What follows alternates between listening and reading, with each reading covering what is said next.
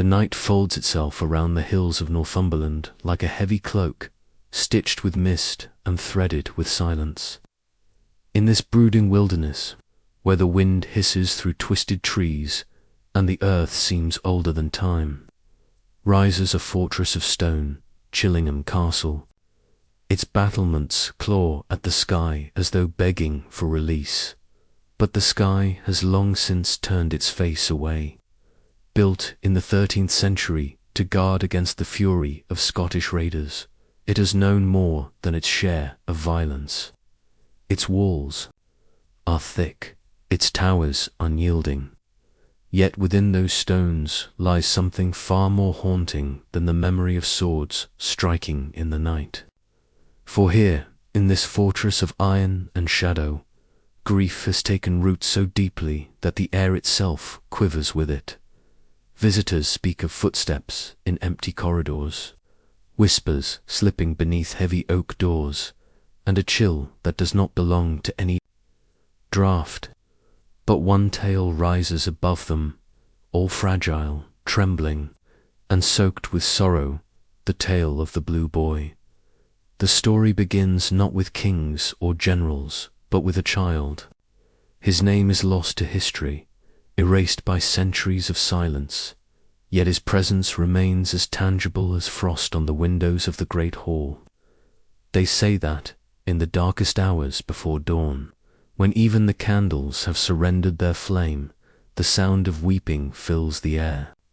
It is not loud, not the cries of rage or terror that one might expect from a haunted keep, but soft, agonizingly soft, as though the soul itself were breaking one thread at a time. Guests who have stayed in the castle describe it with the same shudder, a child's sobs drifting through the thick stone walls, echoing as if the castle itself were weeping. In time, the sorrow revealed its secret. Long ago, during renovations, workmen uncovered bones hidden deep within the walls of one chamber. Alongside them lay scraps of fabric, stained and long decayed, but glimmering with the faint memory of blue. The discovery was met with awe and dread alike, for it seemed the very stones had been forced to give up what they had long concealed. It was as though the castle, weary of carrying its secret, had exhaled, and the child who once cried in silence was finally found. Yet the sobs did not cease. The weeping continued, weaving its lament through the corridors, mocking the exhumation, as if to whisper that sorrow does not end when bones are freed. And then there is the light. The Blue Boy is not only heard, but seen. A faint glow, soft as breath and yet piercing as moonlight, drifts in chambers where no fire burns.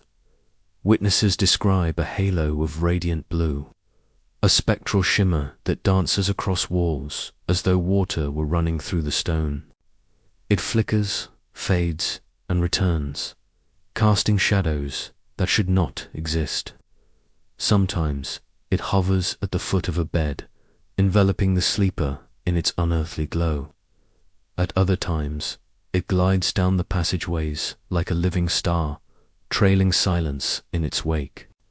No candle can replicate it, no lantern can explain it, and those who see it swear that the glow carries with it a sorrow so deep it steals. The breath from the chest to walk through Chillingham is to step into the marrow of history's cruelty. Its dungeons are black mouths, yawning wide with the memory of screams. Here, countless prisoners were confined, their lives measured not in years but in cries and chains. The castle was not only a fortress, it was a theatre of suffering. Iron hooks, rusted now, once gleamed in the torchlight as flesh tore upon them. The air still carries the metallic scent of rust and memory, of wounds long sealed and wounds that never healed. Against this backdrop of human misery, it is no wonder that grief clung like ivy to the walls, rooting itself in every crack and crevice. The Blue Boy's lament, then, is not a solitary tragedy but a chorus of centuries. Perhaps he was a victim of betrayal, sealed alive within the walls to silence a secret too dangerous to speak. Perhaps he was the innocent son of some forgotten noble, punished for a sin not his own. Or perhaps he was no one of importance at all, a child swept into the current of violence and discarded, nameless, in the mortar of a castle's expansion. The truth has long been devoured by time, but the effect remains the same. His sorrow endures, unbroken, echoing through the same stone that once suffocated him. Imagine walking those halls in the hour before dawn.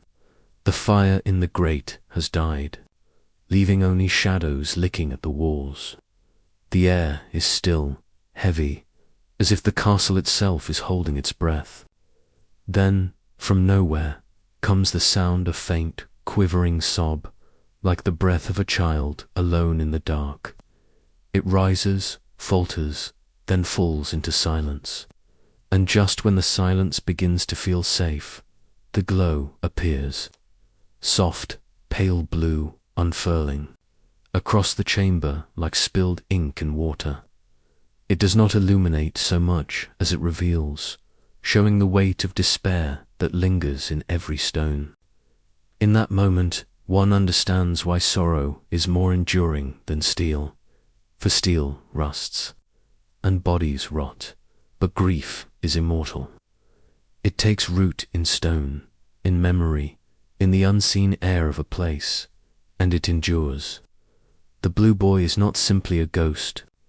He is a testament to sorrow's permanence, a reminder that suffering does not vanish but transforms, flowing into whatever vessel will carry it. In Chillingham, that vessel is the castle itself. Those who leave the fortress often find that the memory follows them, not the image of battlements against the night, nor the memory of ancient tapestries, but the sound, the fragile, heart-piercing sob of a child forever alone. Some claim to hear it in their sleep weeks after leaving. Others say that once you have heard the blue boy, silence itself becomes heavier, as if all the world carries echoes of him. Perhaps that is the true terror of Chillingham Castle. Not that it is haunted by the dead, but that it reminds the living how grief refuses to die. That in every life, behind every wall, there lingers some echo of sorrow, waiting for the stillness to reveal it. The blue boy's sobs are only the loudest of these echoes, made eternal by stone, but perhaps each of us carries our own hidden walls, our own buried cries, and so the castle stands, a monument not just to war but to weeping. Its towers rise against the Northumberland sky, but its voice is buried deep within, trembling, sorrowful, eternal. Those who step within its shadow walk into a cathedral of grief, where silence is alive and the walls themselves remember more than the living dare to know. When the night grows heavy and the world holds its breath, you may hear it too, the soft sobbing of a child who never left, drifting through the stones, reminding us that sorrow, once chained to stone, never truly dies. It waits, it lingers, it whispers. And in Chillingham, the walls are still listening.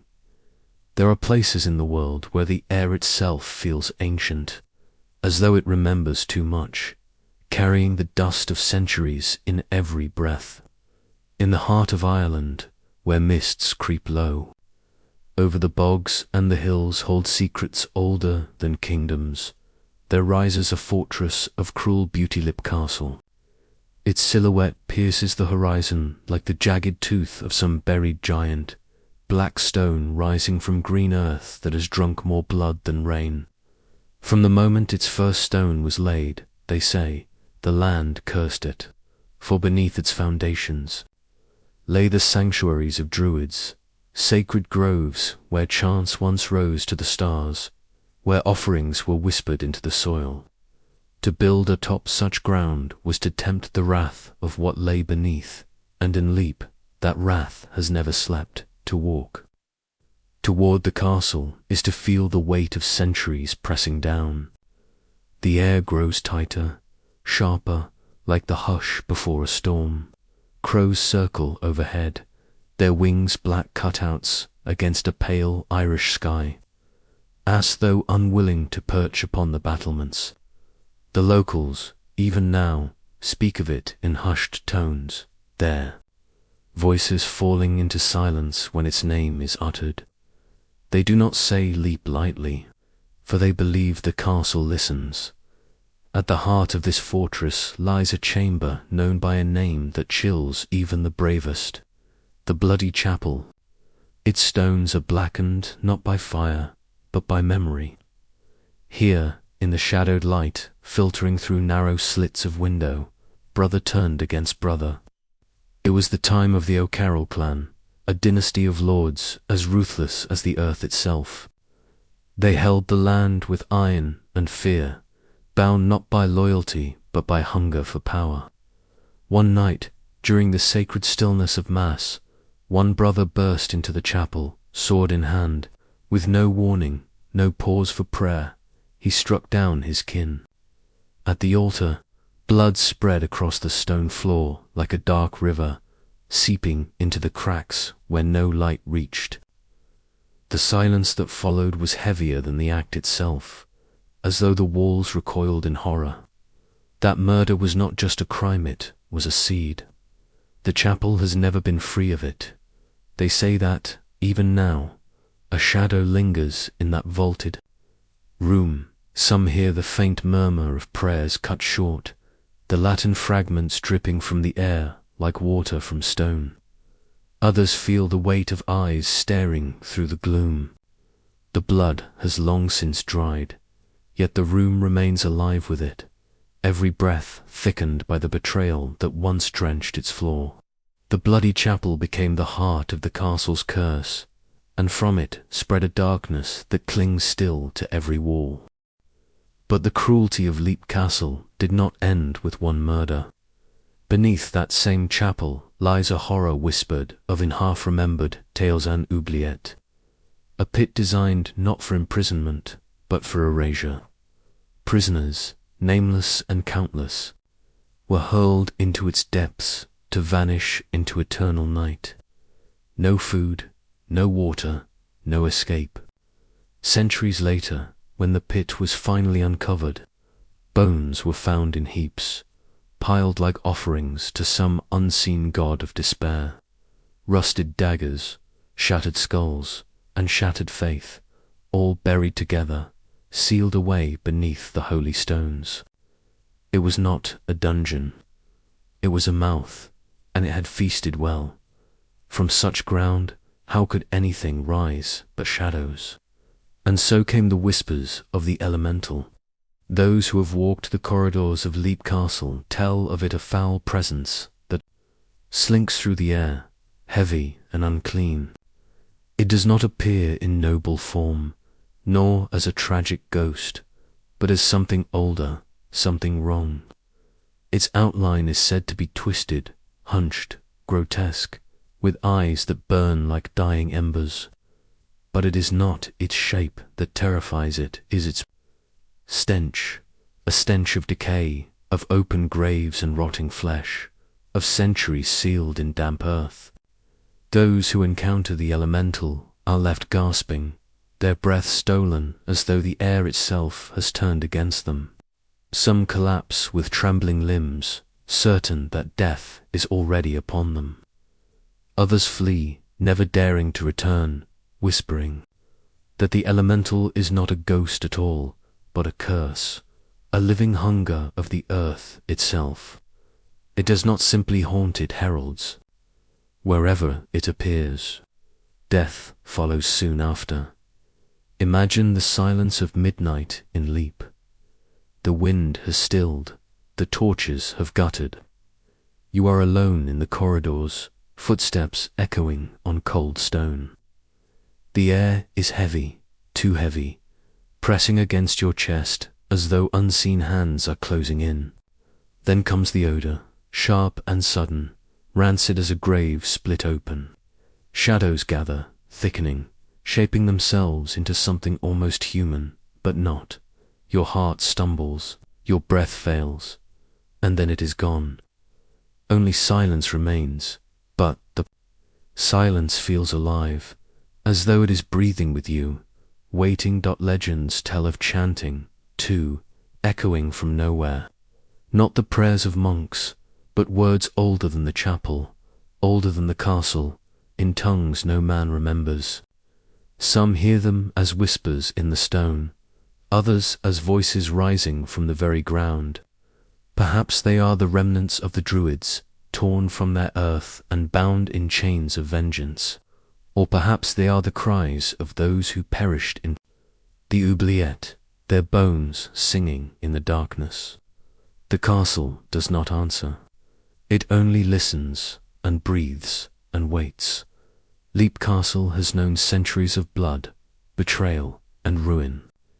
It has been attacked, burned, abandoned, and rebuilt, yet always the curse remains. Fire could not cleanse it, nor prayer undo it.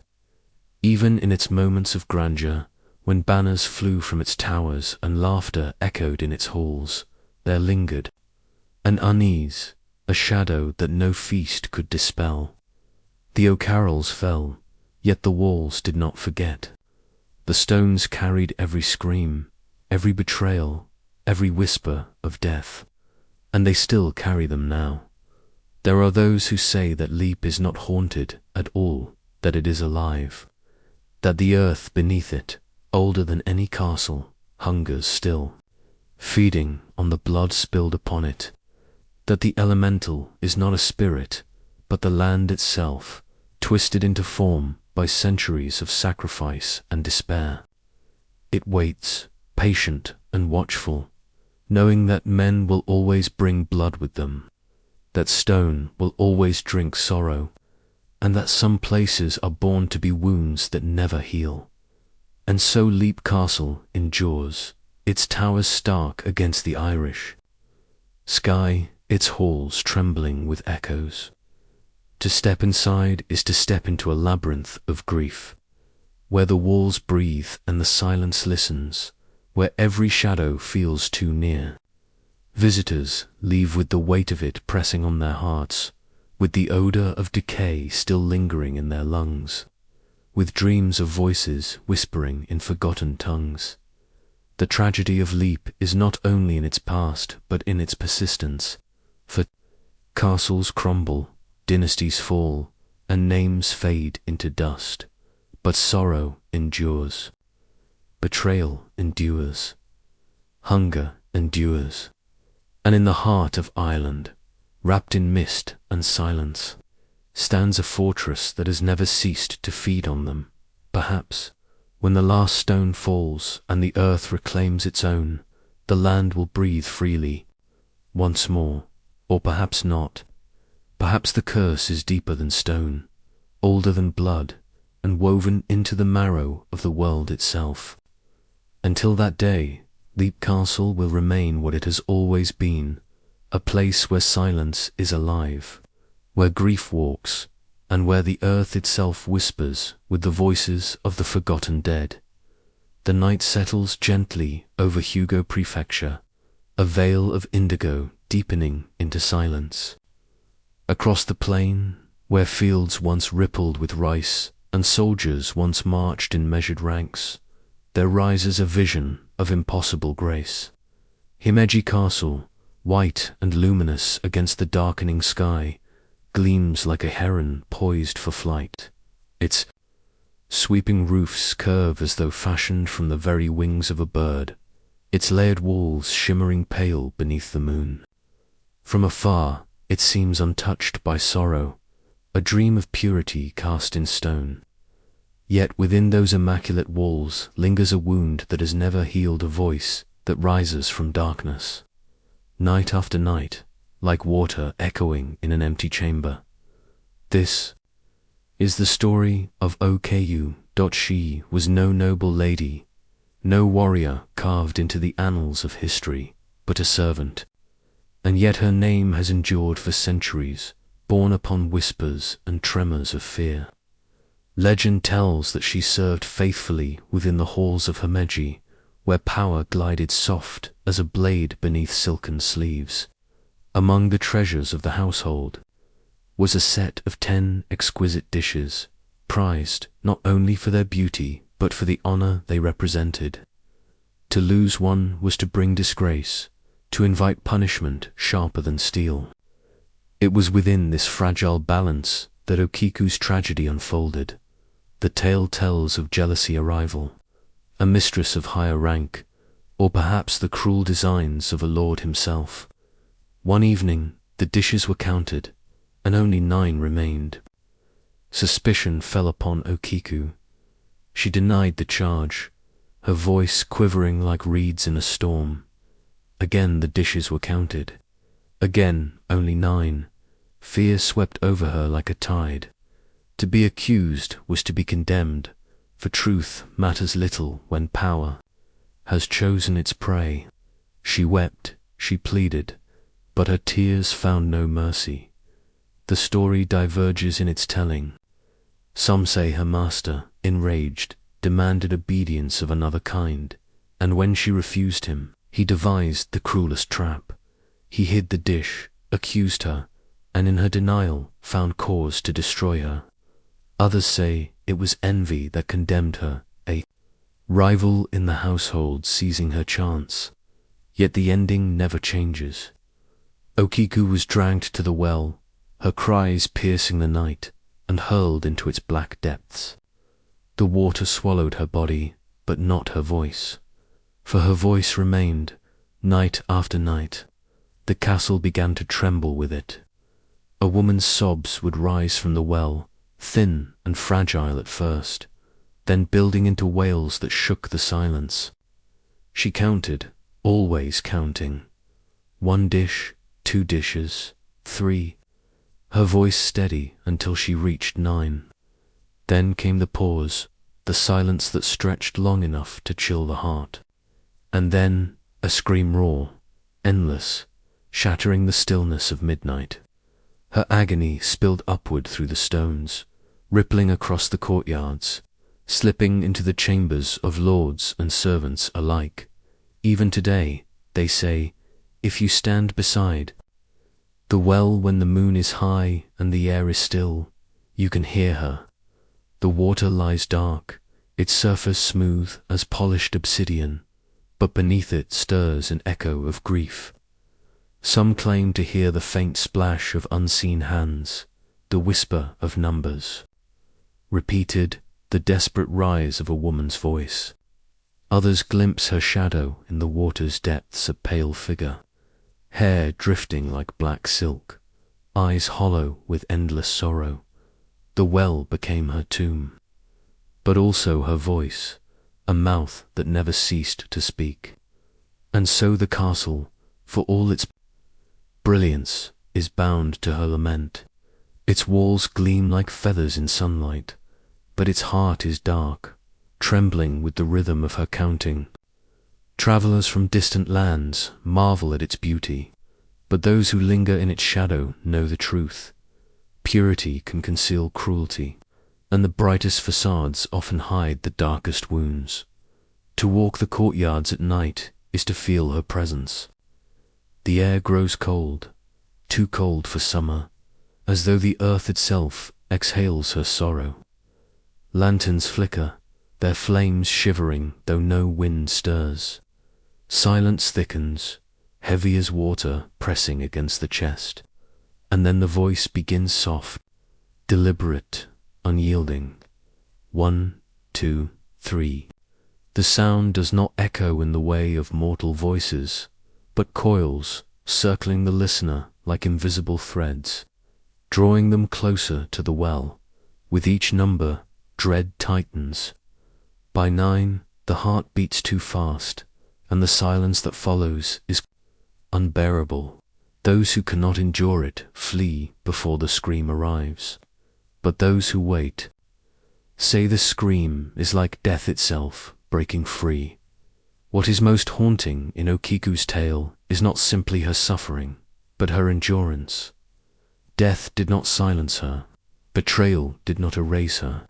She lingers, a fragment of justice, denied forever, reminding those within the castle walls that cruelty cannot be buried so easily. Some priests attempted to appease her spirit, to bind her with prayers and rituals. Some claimed success that her wails grew softer, less frequent. But even so, the well has never fallen wholly silent. There are nights when the counting returns, insistent as waves upon the shore, as if her sorrow cannot be erased, only lulled for a time. Perhaps it is fitting, for Himeji Castle, though dazzling in its beauty, is a fortress born of power, and power has always demanded sacrifice. Okiku's voice is the counterweight, the shadow against the shining heron. She reminds all who hear her that beneath elegance lies brutality, and that injustice leaves marks no time can wash away. Her counting is not only for the missing dish, but for the countless injustices suffered by those without power, whose voices were silenced by stone, by rank, by cruelty. Through her they still speak. There is something timeless in her lament. To stand by the well at night, to hear the numbers whispered in the dark, is to feel the veil between worlds tremble. 1 dish, 2, 3. It is the sound of injustice repeating itself through the ages, unending, unbroken. And when she reaches 9, the pause is not only sorrow but accusation. It is as though she is asking, who among you will bring the 10th? Who among you will restore what was stolen, or confess the truth? The silence answers with nothing, and so she screams again. The castle endures, its walls still white as a heron's feathers, its elegance unmarred by time. Yet within its heart the well waits, dark and endless, carrying the voice of the woman who was never given peace. Okiku has become more than legend. She is the soul of the castle itself, restless, unyielding, eternal. And so, when the moon is high and the night is still, if you wander close enough, you may hear her counting. You may feel the weight of her sorrow pressing against your skin, cold as water seeping through stone. And if you stay long enough to hear her reach 9, you may find yourself holding your breath, waiting for the silence to break. For in that silence lies a truth older than the castle's stones, that injustice does not die. It lingers, it counts, it waits, and it screams until someone listens. The hills of Angus are soft and green, their folds stretching toward the northern sky like the patient breath of the earth. Mist drifts low across the fields, veiling the hedgerows, silencing the world in a pale embrace. And there, rising from this quiet expanse, stands Glamis Castle. Its towers pierce the haze like solemn sentinels, its windows gleaming dark, its walls both fortress and fable. To look upon it is to feel the weight of centuries pressing down. For Glamis is not merely stone, it is memory sculpted into battlements, secrets carved into walls. Legends say that every castle has its ghosts, but Glamis carries something deeper, a shadow not content to drift unseen, but to breathe within its marrow. For generations, whispers have wound around this fortress, curling like ivy around stone, binding it to a tale so strange, so unsettling, that even in daylight it feels as if the walls themselves hold their breath. They call it the monster of Glamis. It begins, as all ancient stories do, with birth. In one version of the tale, an heir was born into the noble line of Glamis-born, not dead, yet not as expected. Some say he was monstrously disfigured, his body twisted in ways the family could not bear to reveal. Others speak of him as enormous, too large for a crib, a child who grew into a man with features so unsettling that the world itself seemed to recoil. Whatever his true form, the story insists that he lived, but never lived freely. For from infancy he was confined within the hidden chambers of the castle, locked away not by chains of iron, but by chains of shame. The family's silence only deepened the legend. Guests spoke of closed doors, staircases leading to nowhere, corridors that seemed to curl into themselves like serpents. Servants whispered of passages barred to all but the highest in the house, of food carried in silence through narrow doors, of footsteps in the night where no footsteps should be. They told of glimpses of a pale figure watching from slits in the stone eyes, staring out from darkness before retreating back into shadow. The monster of Glamis, they said, roamed his prison unseen, a secret so terrible that it could never be allowed to reach the ears of the world. Imagine the loneliness of such existence, to live in a castle teeming with life-children's laughter, music drifting from chambers, the shuffle of cards, the hush of prayers, yet to be hidden in the marrow of the walls, to breathe the same air but never walk the same halls, to press one's face against the narrow cracks of stone and gaze upon a world forbidden.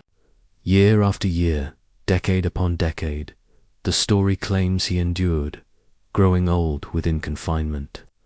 His life stretched into a cruel parody of survival. Some say he lived long beyond the span of ordinary men, his body refusing death even as sorrow consumed him. Others whisper that he never died at all, that his presence still lingers in the hidden heart of the castle, eternal, restless, waiting. But Glamis is not only his, its shadows are many, its tales a tapestry woven of grief and dread. There are the phantom card players, forever dealing hands at a table no living man can find, their ghostly laughter flickering like candlelight in the silence of night. There is the woman without a tongue, wandering wordless through endless corridors, her silence more terrible than any scream. There are figures glimpsed in forgotten rooms, pacing, as though searching for exits that no longer exist. Yet of them all, it is the hidden heir, the monster of Glamis, who haunts the imagination most. The family has never spoken.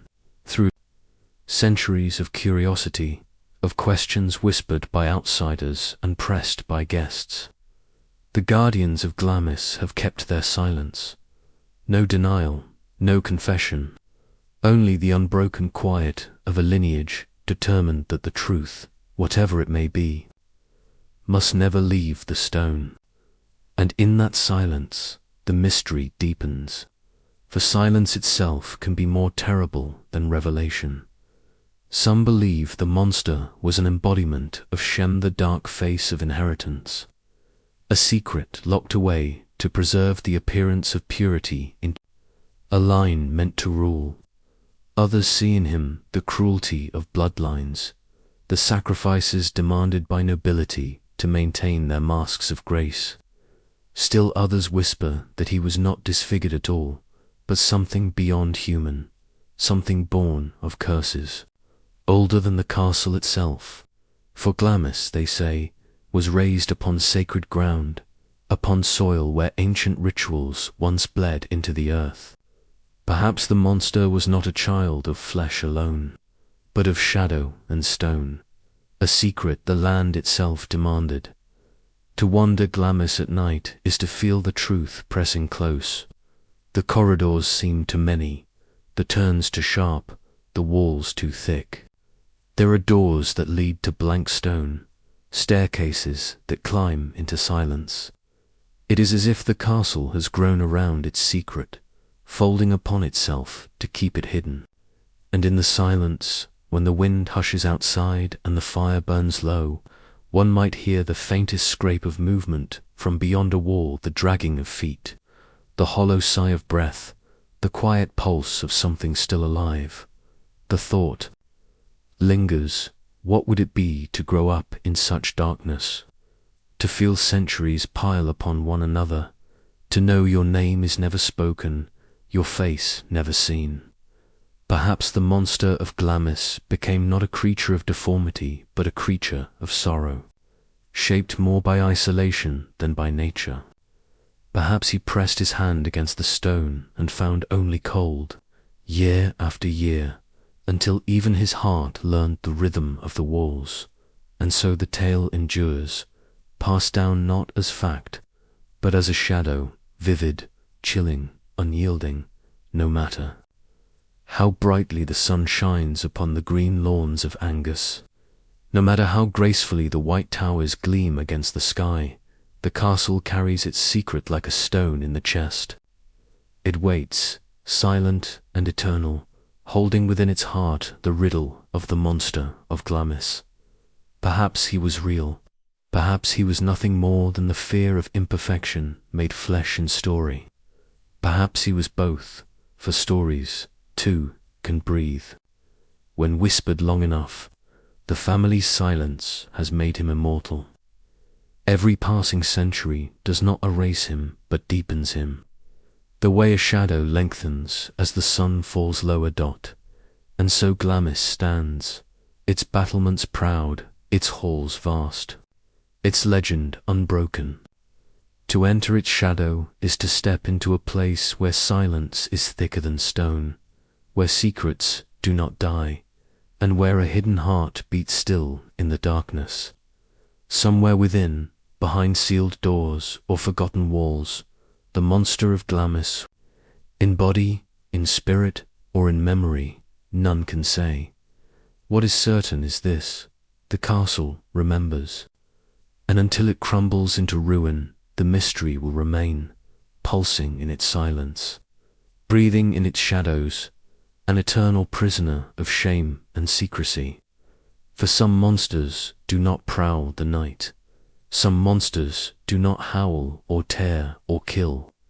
Some monsters simply wait in silence, unseen, unheard, yet never forgotten. And in Glamis Castle, the silence itself is alive. The forest around Hauska is older than memory, older than the names carved upon its stones, older than the kingdoms that rose and fell beyond its silent trees. Here the pines lean close, their branches knitting together as though they mean to keep a secret from the sky. The air is still, unnaturally still, as if the very birds refuse to sing to near when, in the hush, a shape emerges, a castle, solemn and pale, rising where no road leads, where no river feeds, where no army would ever march. It stands like a tooth in the mouth of the earth, built not for defense, but for restraint, its windows staring blindly into the woods as though sight itself might betray it. This is Hauska, the castle that keeps watch over a darkness that predates kings, a darkness that hungers still. They say it began with a hole, a wound in the skin of the world. The peasants who lived nearby did not call it by any name that could be written down, for the syllables died in their throats. It was a chasm, black and bottomless, gaping in the earth as though the ground itself had given way to something deeper, something far older than stone. From its depths rose whispers at night, carried on winds that should not have been. Shepherds found their flocks scattered, their animals torn, opened by no natural teeth. Travellers vanished without trace, their last screams swallowed by the pit. One day, they say, a criminal was given a chance for freedom. He was bound in ropes and lowered into the darkness, his body dangling into the abyss that the villagers feared to even look upon. At first, there was silence. Then came the screams, long, ragged, the kind that peeled the soul from the body. When they pulled him back, his hair was white, though he had been young. His eyes stared at nothing, wide and unblinking, and his lips moved only to whisper of clawed hands that reached from the dark of faces too twisted to belong to men, of wings that brushed his skin like leathery sails. He did not live long. Madness gnawed him before death took pity. The lords of the land, hearing the tales, ordered stone upon stone to be laid. A castle was raised, not to guard against armies, for no army would come so deep into the forest, but to bury the wound of the earth. Its heart was not a banquet hall nor a throne room, but a chapel and altar set directly above the whole, as though prayers and incense might weigh heavier than stone, as though holy words might keep shut what earth could not. The chapel still stands, its paintings of saints faded, its crucifix worn, but always the floor feels colder than the air, as though beneath the stone a draught breathes in and out, patient as eternity. Yet the walls of Hauska do not stand in silence. Travellers have spoken of figures wandering its grounds long after midnight, soldiers clad in armour that has not been worn for centuries, their faces pale and drained, their steps echoing with the weight of endless patrols. Some vanish at the sound of a voice, others turn slowly, their eyes empty as they march on in a war that ended long ago. Hunters in the woods have glimpsed shapes upon the ramparts, unmoving, watching, though the windows of the castle gape like blind sockets, hollow and unlit. There are those who say Hauska is not a fortress at all, but a prison, that the lords who raised it were less builders than wardens, tasked with holding back what should not walk the earth.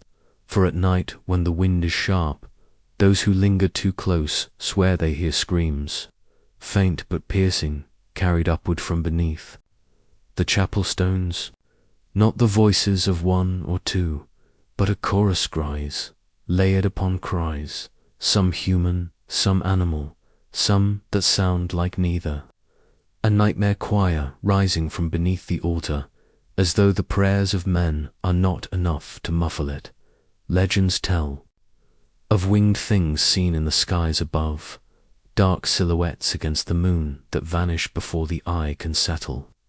Farmers spoke of shadows sweeping over their fields, though no bird passed overhead. Once, a huntsman found himself pursued by something, on two legs, but faster than any man, with claws that raked the bark of trees as it ran. He reached the chapel doors and threw himself upon the steps, whispering desperate prayers, and behind him came silent suitor, smothering silence, as though the thing had vanished the instant the holy stone came between them. But what is most haunting is not the tales of beasts, nor the visions of soldiers wandering beyond death, but the question that coils beneath them: what lies under the chapel floor? The hole was never filled. They built over it, not into it. The pit remains, black and waiting, its hunger sealed only by faith and mortar. And faith, like mortar, cracks with time.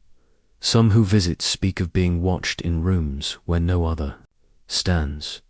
They feel a pressure, a gaze that is not kind, not curious, but weighing, measuring, as though deciding if they belong here at all. One woman fainted in the chapel, her skin icy to the touch, though the day was warm. When she awoke, she swore she had heard voices beneath her, chanting in a language she could not understand. Others have described dreams that follow them after, leaving dreams of stairways winding down into the earth, of wings unfurling in the dark, of a vast shape stirring as if roused from slumber. And so Hauska remains. The forest grows around it, the stones weather, the saints fade, but the silence never lifts. No great battles were fought here, no coronations held, no noble line calls it home. It exists only to guard against what lies beneath, and to remind those who pass too near that not all prisons hold men, not all castles keep enemies without. Some are built to keep them in.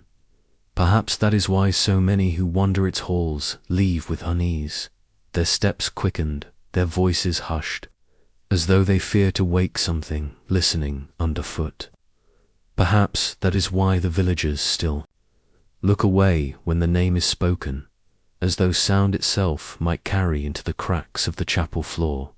And perhaps, in the quiet hours of night, when the wind dies and the woods fall still, Hauska listens. It listens with stone and silence, listens with cold breath rising from below, listens with patience older than kingdoms. For beneath its chapel, beneath its walls, something waits, coiled and watchful, pressing always against the weight of prayer and stone, waiting for courage, waiting for folly, waiting for the moment when men once again lean too close to the dark. And the dark, at last, reaches back. The mountain winds clawed at the cliffs of the Carpathians, carrying with them the sigh of centuries. At their summit, Brand Castle looms like a shard of night carved into stone, its turrets rising against the pale sky as though in defiance of time itself. To approach it is to feel the hush of the world settle upon you, as if even the earth beneath your feet knows it treads too close to something that remembers too much. The walls glow faintly under the moon's silver hand, and in the silent intervals between the gusts, one could swear they hear breath within the masonry, waiting. Bran has always been more than a castle. It is a sentinel, a watcher, its gaze cast across valleys draped in mist and forests so dense they whisper only in shadows. Centuries ago, these walls guarded the mountain pass, shielding Transylvania from invaders. The fortress was born of necessity, built from blood and fear, every stone laid with the urgency of survival. Yet with time, necessity gave way to legend, and legend birthed something darker. Vlad Gepek, the impaler, whose cruelty was carved into the flesh of his enemies, is forever stitched into Bran's reputation. Though history tells us his footsteps rarely touched its floors, the castle cannot shake his shadow. For the human mind does not always cling to fact. It clings to fear. But the true chill of Bran is not in the stories of vampires or impaled corpses, is in the silence between its stones. Travelers who linger here speak not only of the architecture, nor of the sweeping views of pine-clad ridges, but of something deeper. They whisper of eyes that do not blink, of a watcher that waits in corners where no light reaches. A presence, faceless yet undeniable, that follows with patient steps as you move from chamber to chamber. Within its great halls, the air hangs heavy with echoes. A corridor lined with ancient timber groans, softly as though remembering every footstep that has ever passed through it. Rooms that once resounded with the laughter of nobles or the cries of prisoners now settle into an unnerving stillness. It is in that stillness that the watcher makes itself known. Guests who dare to sleep within. These walls report waking suddenly, their hearts pounding, convinced that someone stands at the bedside. The candle sputters, shadows ripple along the stone, and yet the room is empty save for that undeniable certainty of being seen. There are tales of pale figures moving just beyond reach. A woman drifting past a doorway, her gown trailing behind, like fog dissolving into air. A soldier's silhouette crossing the courtyard, vanishing before he reaches the other side.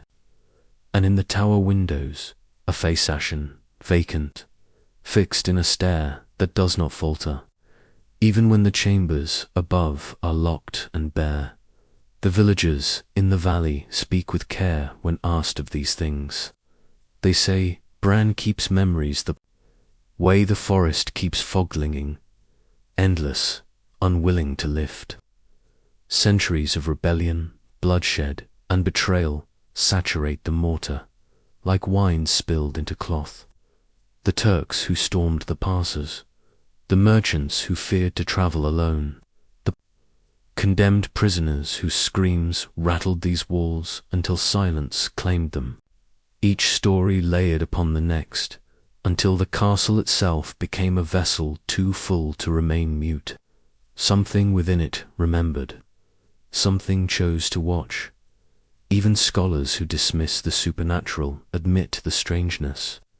A researcher who spent nights cataloguing artifacts within the castle claimed that he could not shake the impression of a presence leaning over his work. He described hearing measured breathing where no one stood. The sensation became so strong that he abandoned his study before dawn, leaving his notes scattered across the table. Another visitor confessed to hearing a voice, low and unintelligible, just behind her ear as she descended the spiral staircase. When she turned, there was only the narrowing coil of stone and the thin flicker of torchlight. Perhaps the watcher is not a spirit at all, but the very essence of Bran itself. Perhaps the stone has learned to see, to bear witness, for what fortress does not long to remember? To be built for defense is to exist in conflict. To exist in conflict is to absorb suffering. The castle has known war, rebellion, famine, and the gnawing cold of countless winters. Its walls are scarred, and like scar tissue, they retain memory. The Watcher, some believe, is the castle's memory given. Form, not a ghost of one, but of many. Not a single presence, but a chorus of silence that condenses into the weight of unseen eyes. On moonless nights, when clouds smother the peaks, the castle appears more like a wound than a dwelling. Its silhouette cuts jagged against the black sky, its towers dark teeth against the void. In such hours, those who pass through its gates tell of footsteps matching their owner slow. Deliberate tread, always a pace behind. They turn corners quickly, hoping to surprise their follower, only to find bare stone and a silence that deepens like water closing over the head. And always, always, the impression of someone just beyond reach, waiting patiently for them to falter. The legends of Dracula may entertain the curious, but the villagers do not fear fangs or blood drinkers. They fear the Watcher, the one who does not strike, but endures, the one who does not speak, but listens, the one who does not blink, but sees. What unnerves most is not the sighting itself, but the aftermath. Those who glimpse the pale face in the high tower windows say they cannot shake the feeling for months. In their homes, far from Bran, they wake at night with a sense of eyes upon them. They avoid mirrors, certain that something may be standing just beyond their reflection. Some even refuse to speak of their encounter again, as though to give words to the Watcher might be to summon it closer. Bran Castle still stands, a sentinel of stone, its towers clawing at the heavens. Tourists walk its halls by daylight, there, laughter bouncing harmlessly against the walls. Yet when dusk falls and the valleys darken, the tone shifts. The laughter fades, the guides lower their voices, and a quiet reverence seeps in. The Watchers of Bran need no legend to announce them. They are known in the marrow, felt in the space between heartbeats. And so the castle waits, perched upon its cliff like a creature carved from shadow. Perhaps it is not haunted by a man, nor by a monster, but by the centuries themselves, by blood spilled into soil, by rebellion carved into bone, by the weight of survival, pressed against stone until it remembered. Step into its halls, and you may hear only silence. Step deeper, and you may feel the quiet press of eyes against your back. And when you leave, descending into the mist-choked valleys below, you may wonder, did you truly leave it behind, or does the Watcher walk with you? still, patient and unseen, waiting for night to fall once more. For some walls do not crumble, some shadows do not fade, and some eyes never close. The night air gathers heavy round the stones of Dragsham, as though the centuries themselves press inward, unwilling to let the castle rest. Its towers rise pale against the Danish sky, battered by winds off the Kattegat, rooted in fields that remember blood and betrayal. Travellers speak of it in low tones, of the fortress that has survived 1,000 winters, where the walls themselves breathe with secrets. To step inside is to step through veils of time into a place where sorrow and revelry bleed into one another, and the past refuses to fade. They say the silence of Dragsham is never truly silent. Stand in its courtyard at dusk, when the last light drains into the earth, and you may hear the first notes of the phantom feast. A murmur of voices that belong to no living throat, the faint silver clink of goblets raised in unseen toasts, a laugh half-choked by centuries of dust. It comes not in storms, nor in high winds, but in the stillness between. The great hall, stripped of its former grandeur, glows with a banquet that has not ended since the dead themselves laid their hands upon the table. But to understand the feast, one must first descend into Dragsham's darker chambers. Beneath its stone belly lie the dungeons, damp with the memory of iron and tears.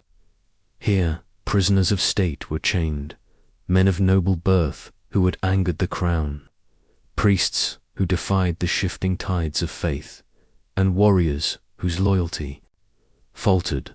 It was here, in those suffocating hollows, that the Earl of Bothwell, James Hepburn, consort of Mary, Queen of Scots, wasted away. Once a proud rider, his name spoken in royal courts, he ended his days reduced to a shadow, bound and forgotten by those who once bowed before him. In Dragsham's nights, he is said to rise again, not as a man, but as a ghostly rider. His spectral horse pounds across the cobblestones, hooves striking sparks no eye can see, while the chains of his captivity rattle in a chorus of despair. Those who have heard him swear the sound chills, the blood neither a gallop nor a trot, but something in between, a rhythm that belongs to no living beast. Yet it is not Bothwell alone who lingers. There is another presence in Dragsham, softer but no less tragic. The White Lady drifts through its corridors, her face veiled by sorrow, her gown pale as bone. She was the daughter of nobility, her heart ensnared not by titles or wealth, but by forbidden love for a man beneath her station. Her father, cruel in his determination to preserve the family's honour, sealed her within the castle walls themselves.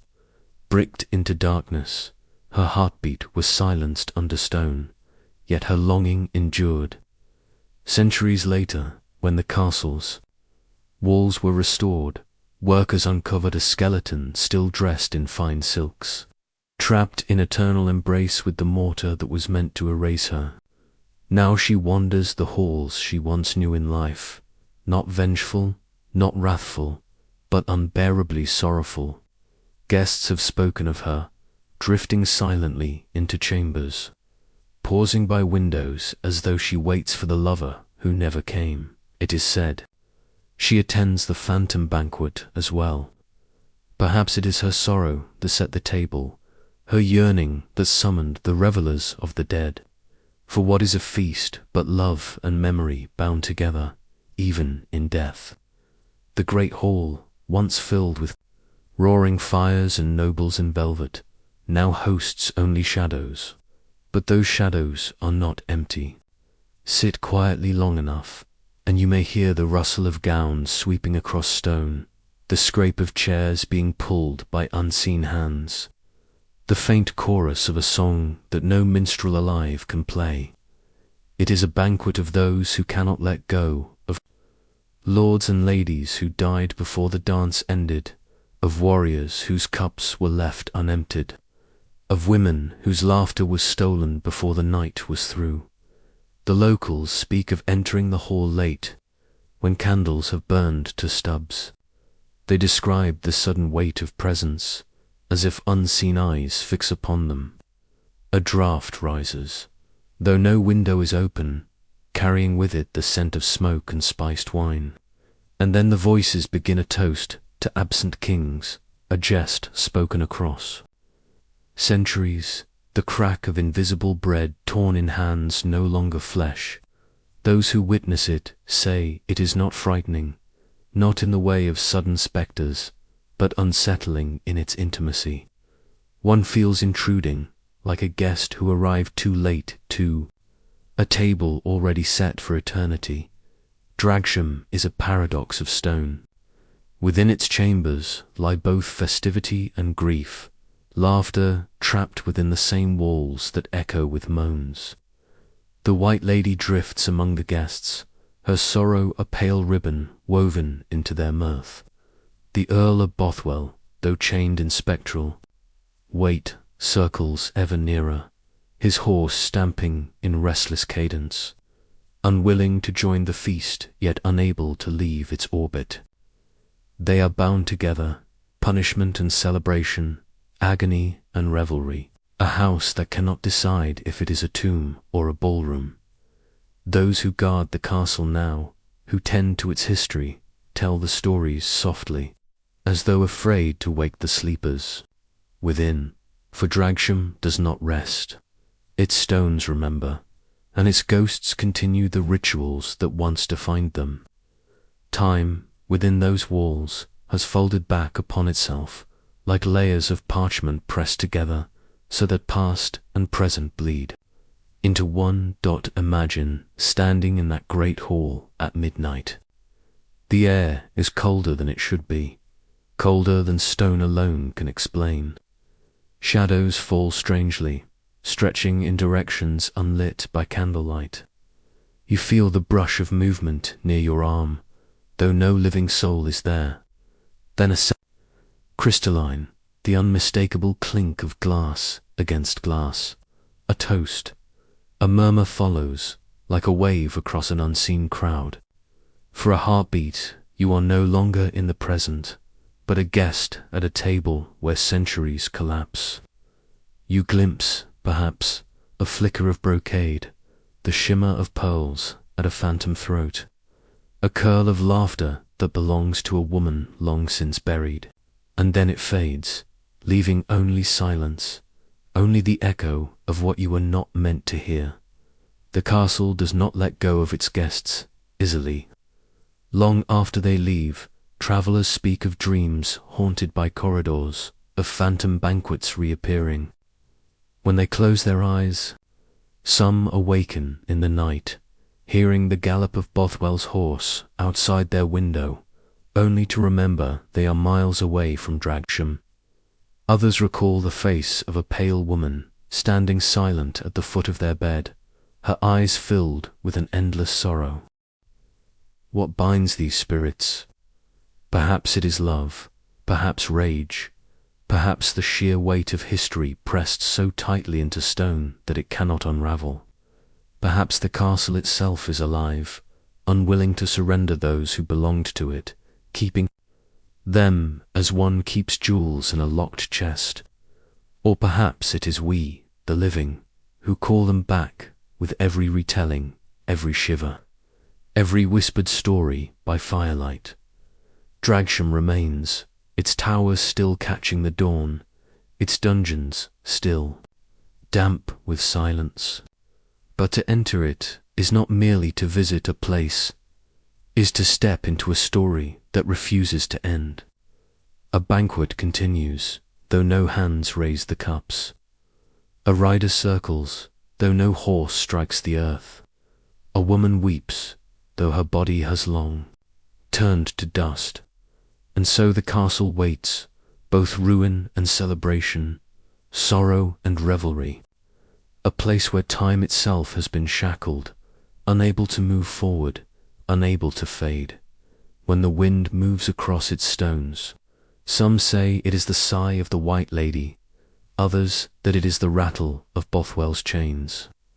But listen closely, and you may hear something else, the laughter of a feast still unfolding, a phantom banquet that will never end, echoing through the heart of Dragsham for as long as the walls remain.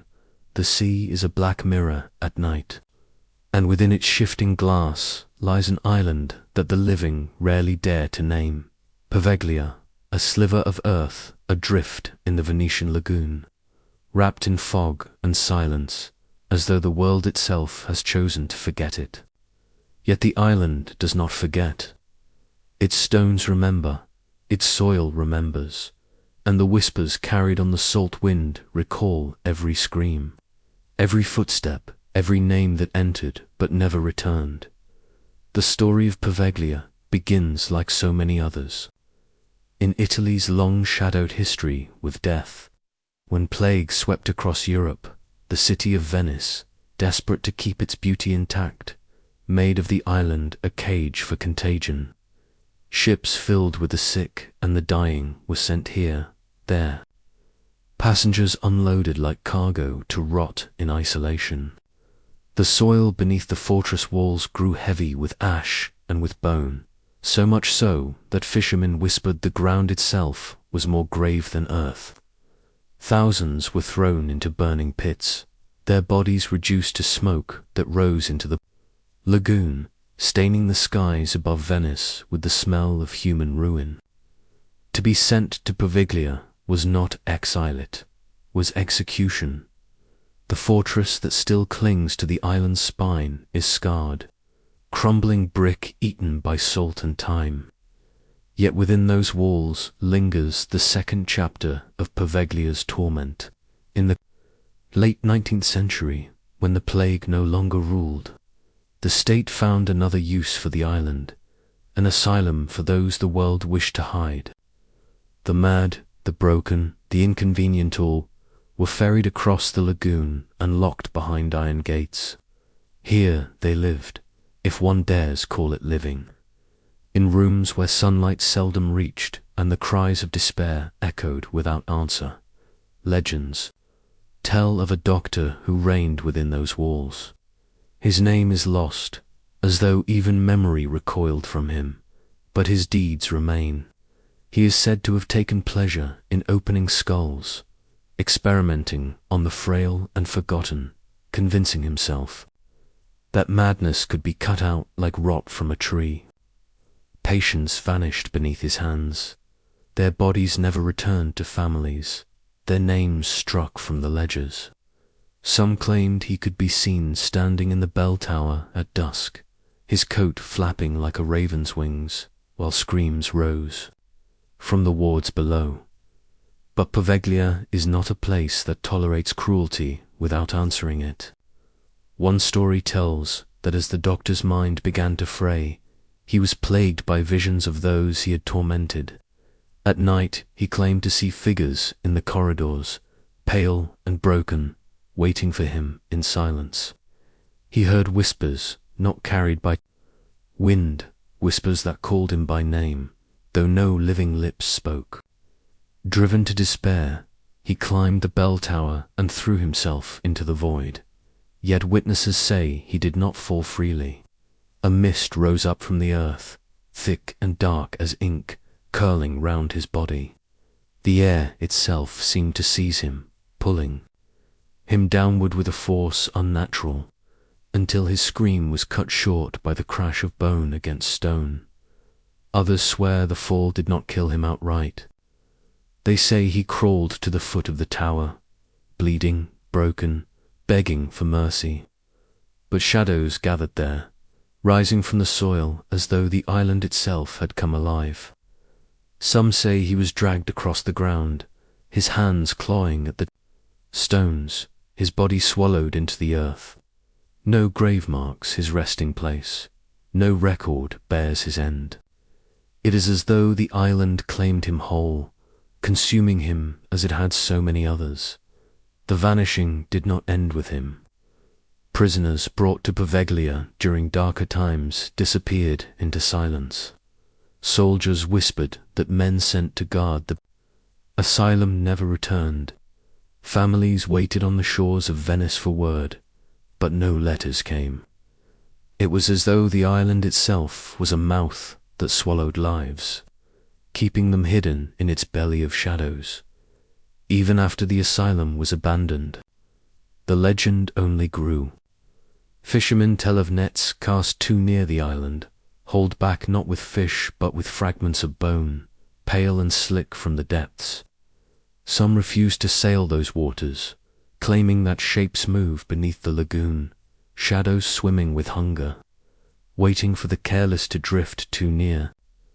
At night, the fortress windows glow with a light that no lamp could kindle, and the bell silent for over a century sometimes tolls without wind, its iron tongue striking as though mourning those it has imprisoned forever. There are those who have dared to set foot upon Poveglia in modern times. They speak of footsteps that follow, though no one walks behind, of whispers that rise from the soil itself, of sudden chills as though unseen hands brush their skin. Some claim to hear weeping from the tower, faint at first, then rising until the air trembles with sorrow. The bravest admit that they fled, unable to endure the weight of despair that clings to the stones like moss. The island is closed now, abandoned to time and ruin. Its fortress decays, its garden overtaken by thorns, its bell tower leaning as though burdened by centuries of grief. Yet it endures. It endures because places are more than stone, more than soil. Places remember. And Poveglia remembers everything.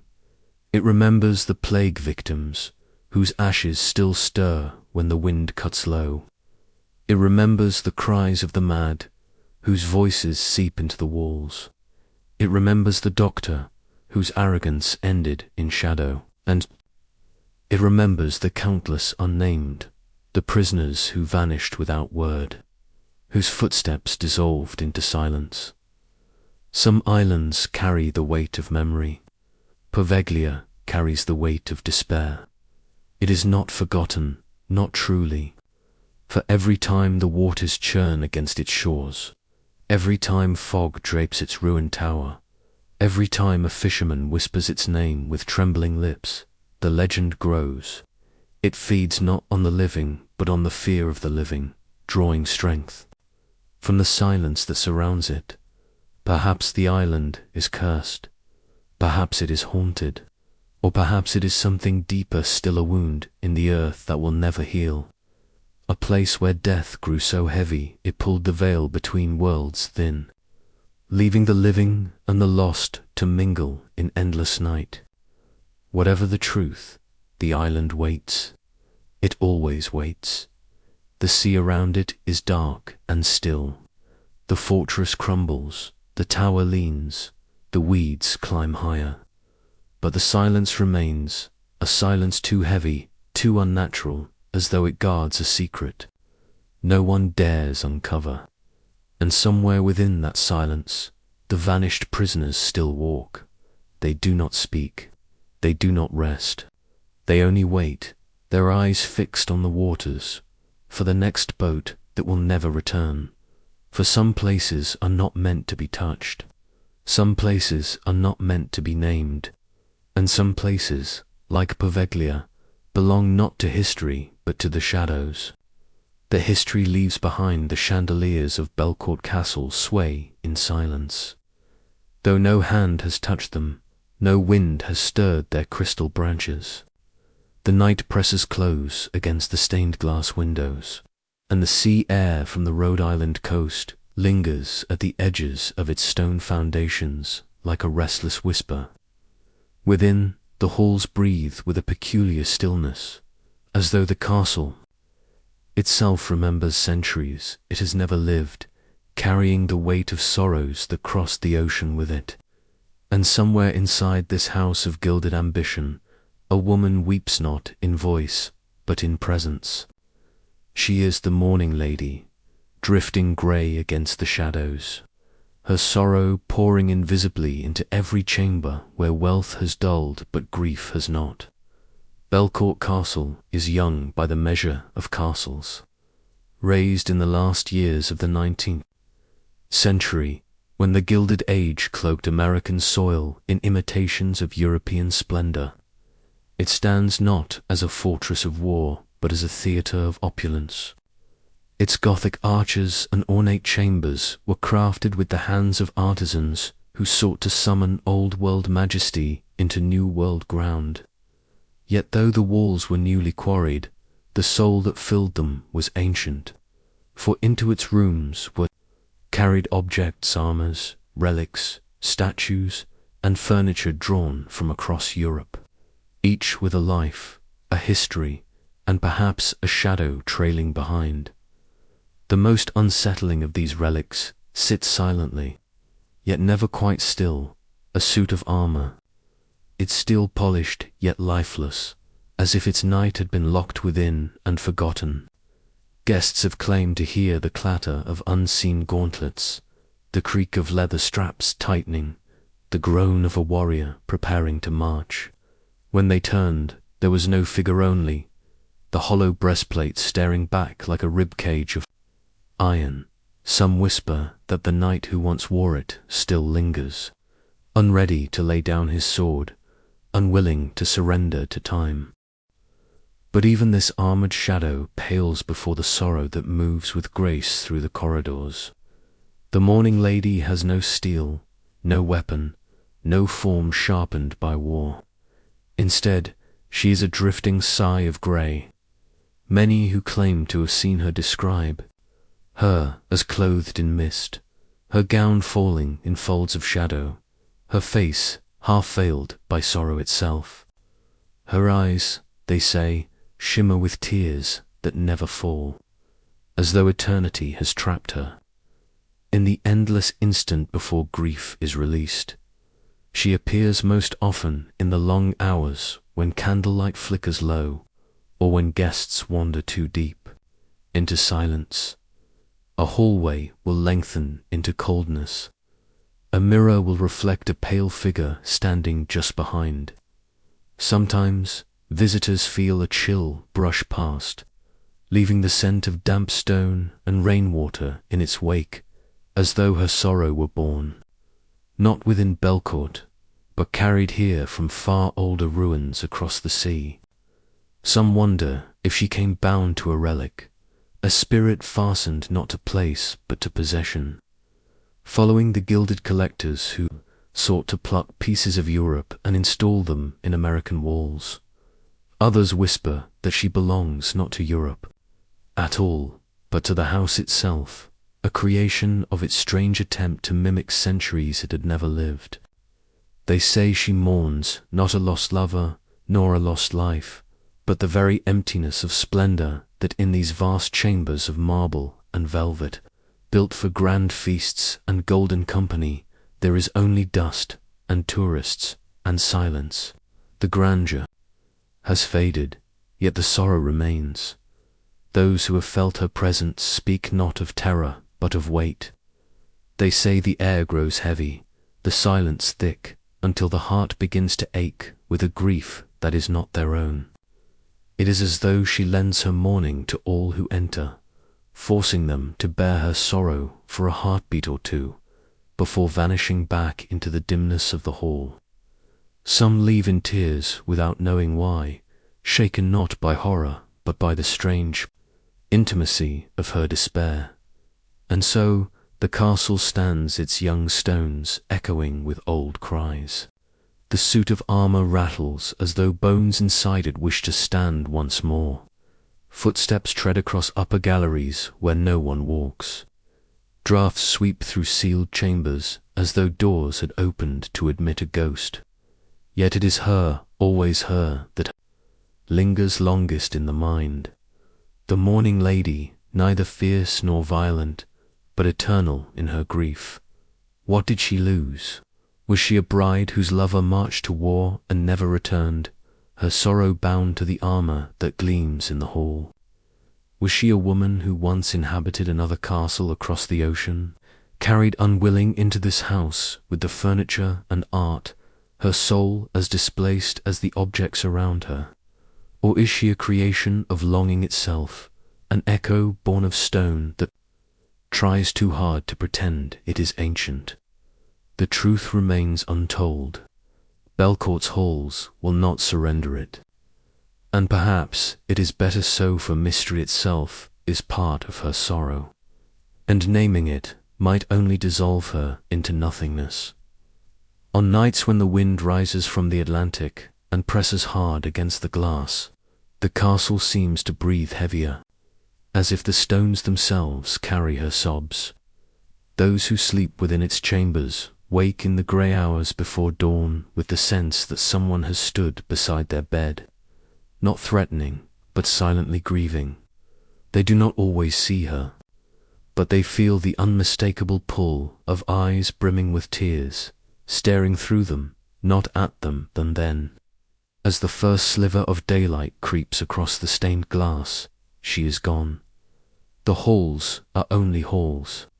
The suit of armour stands lifeless. Once more, the air is only cool, the silence only silence. Yet the memory of sorrow clings, as though some fragment of her mourning has been pressed into the heart of whoever walked there. Belcourt Castle does not bleed with terror as some castles do. Its ghost is not a wailing banshee, nor a furious revenant of war. It is gentler, sadder, and perhaps far more haunting. For there is no escape from grief, not in centuries, not across oceans, not even in gilded halls built to outshine time. And so the mourning lady drifts, endless in her sorrow, grey against the stone, patient as the years slip by. She asks nothing, takes nothing, harms nothing. She is only a reminder that splendour without joy is hollow, that beauty without love is ash, that even within castles of gold and glass, the weight of sorrow will always find a home, and those who pass through Belcourt's corridors may forget the suits of armour, the paintings, the chandeliers, but they do not forget her, for her tears, though unseen, fall into the heart. And once felt, they do not leave. The wind clings to the rock of Edinburgh, as though it fears to let go. Night gathers over the city like a shroud, and above it all rises the citadel Edinburgh Castle, perched upon its volcanic throne, dark against the restless sky. Its battlements bite the clouds, its towers brood with centuries of defiance, and its stones whisper of triumph and grief. To stand before it is to feel history press against the chest, heavy and cold, as though time itself has weight here. Some places live, this place endures, and yet, within endurance, there is unrest. For though the walls appear still, the air quivers with the memory of battles that will not die. It begins with a sounder drum beat, faint and hollow, drifting on the midnight wind. Soldiers once spoke of it with trembling lips, saying the phantom. Drums came only as a warning, a grim prophecy that war was near. Each strike of that spectral rhythm echoed like the beating of a heart buried deep within the stone, pulsing with dread. No drummer was ever seen, and yet the cadence marched steadily, shaking the marrow of those who listened. Even now, in the silence between breaths, some claim the echo lingers, rolling across the esplanade when the night is thick and the hour forgotten by men. Then there is the piper. A tale older than memory tells how a lone musician was sent into the underground passages that twist like veins beneath the castle rock. He was to trace the tunnels with his song, guiding those above by the music that floated upward. But the melody faltered, then ceased, swallowed whole by darkness.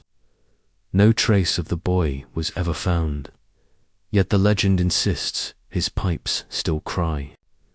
Beneath the earth, a lonely tune carried through stone, mournful as though the castle itself laments his loss. In the stillness of certain nights, faint notes rise through the cobbles, haunting Edinburgh's streets like tears of sound. The dungeons, too, hold their sorrow. During wars with France, prisoners were kept within those damp walls, their despair pressed into the stone as though written in invisible script. Guards spoke of shadows that flitted like broken men pacing their cells, hollow-eyed figures who stared out with a hunger for freedom that death itself could not erase. One whispers of a soldier who, even in death, clutched a phantom loaf of bread, his body long gone, but his hunger eternal. Here, time did not heal. It only deepened the wound, trapping agony within the fortress's marrow. But among all these ghosts, one tale burns brighter, stranger, more relentless. It is not a sound, nor a shadow, nor a fleeting glimpse. It is a battle, two figures, locked in a duel that never ends. They are seen sometimes in the great hall, sometimes upon the ramparts, sometimes upon the parade ground where armies once drilled. Always they face one another with drawn steel. Their shapes are vague, their features obscured by the haze of the spectral. One raises his blade, the other parries, sparks leaping though no metal exists. Their bodies lunge and weave, their silhouettes flickering like candlelight across stone. The clash of swords fills the silence clear sharp, undeniably, and then the dance resumes. What war birthed them, no one can say. Some whisper they are knights of rival clans, whose hatred was too fierce to die.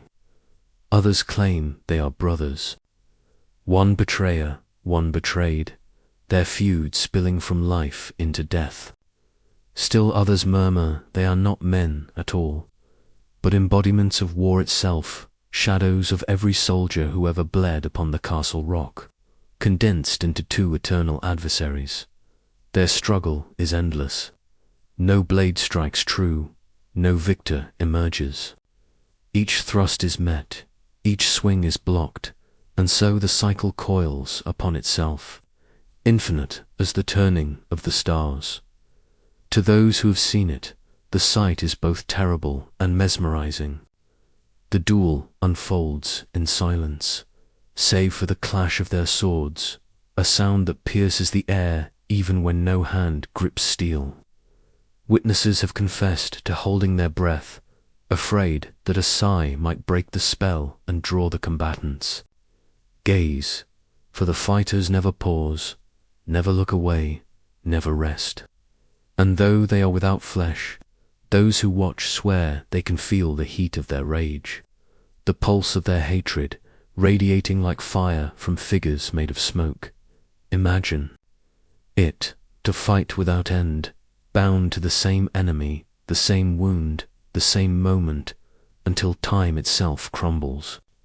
To spend eternity with the face of your rival before you, never conquering, never forgiven. What cruelty of fate could weave such punishment? Is this their penance for pride, for betrayal, for the spilling of blood upon sacred ground? Or is it something deeper, that conquest itself, the hunger to triumph, is the ghost that haunts us most, feeding forever upon itself? The castle, ancient as it is, wears their duel like a scar.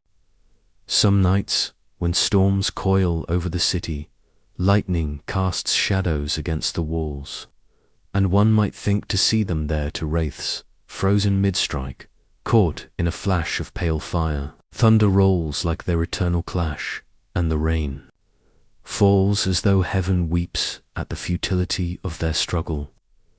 The city below sleeps, but above, on the rock, the past refuses to rest. Perhaps it is fitting. Castles are born of war, raised by conquest, sustained by blood. Their stones are cemented with the cries of the fallen, their towers lifted upon the backs of the forgotten. And so perhaps conquest never truly ends. Perhaps every blade drawn leaves its echo, every cry of defiance its shadow. Perhaps the duel at Edinburgh is not just of phantoms, but the very spirit of battle itself, bound to repeat until the last stone falls and the last memory fades. The mourning lady of Belcourt wept, the pipers of Edinburgh played, the prisoners starved, the drummers warned, and here, in this place, war itself still fights. It is a strange comfort and a terrible truth that even the mighty castle, carved from volcanic rock, cannot bury what it was built to defend. Its ghosts are not ornaments of legend. They are its marrow, its heartbeat, its breath. So if you walk the esplanade beneath the stars, and the wind curls cold around your throat, listen carefully.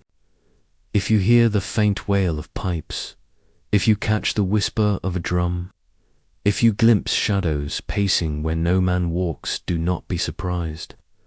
And if you hear steel clash in the darkness, steady and relentless, do not seek its source, for the duel is eternal. And in the silence after its echo, you may understand a truth older than any stone, that some battles never end, some rivalries never yield, and some ghosts are not bound to men, but to the very hunger that made men fight. Above, the city, the castle broods, and within its heart the swords still meet. Beneath the Loire sky, where morning mist clings to vineyards like pale breath upon glass, there rises a chateau of impossible grace, Chateau de Brissac, with its gilded towers and high stone walls, wears its grandeur like a crown. The air around it carries the perfume of river winds and the hush of centuries, as though time itself bows before its gates. Yet within its splendor lies a darker vein, a tale pressed into its stones like blood that never dried. For behind the silk curtains and tapestries there is said to walk a lady who no longer breathes, whose gown still trails the sound of sorrow, whose face bears the memory of betrayal. She is called the Green Lady, and she does not leave these halls. The story begins not in whispers of the supernatural, but in the heat of human weakness. Charlotte de Biazy, born of noble line and bound by marriage to Jacques de Brissac, moved through life as one moves through gilded cages, glittering, suffocating, filled with expectation. The chateau was vast, its chambers drenched in light by day and shadows by night. Yet even such opulence could not soften the ache of a heart-seeking warmth beyond duty. In the quiet hours, when the torches burned low and the river beyond the walls sang softly, she found comfort not with her husband but in another's arms.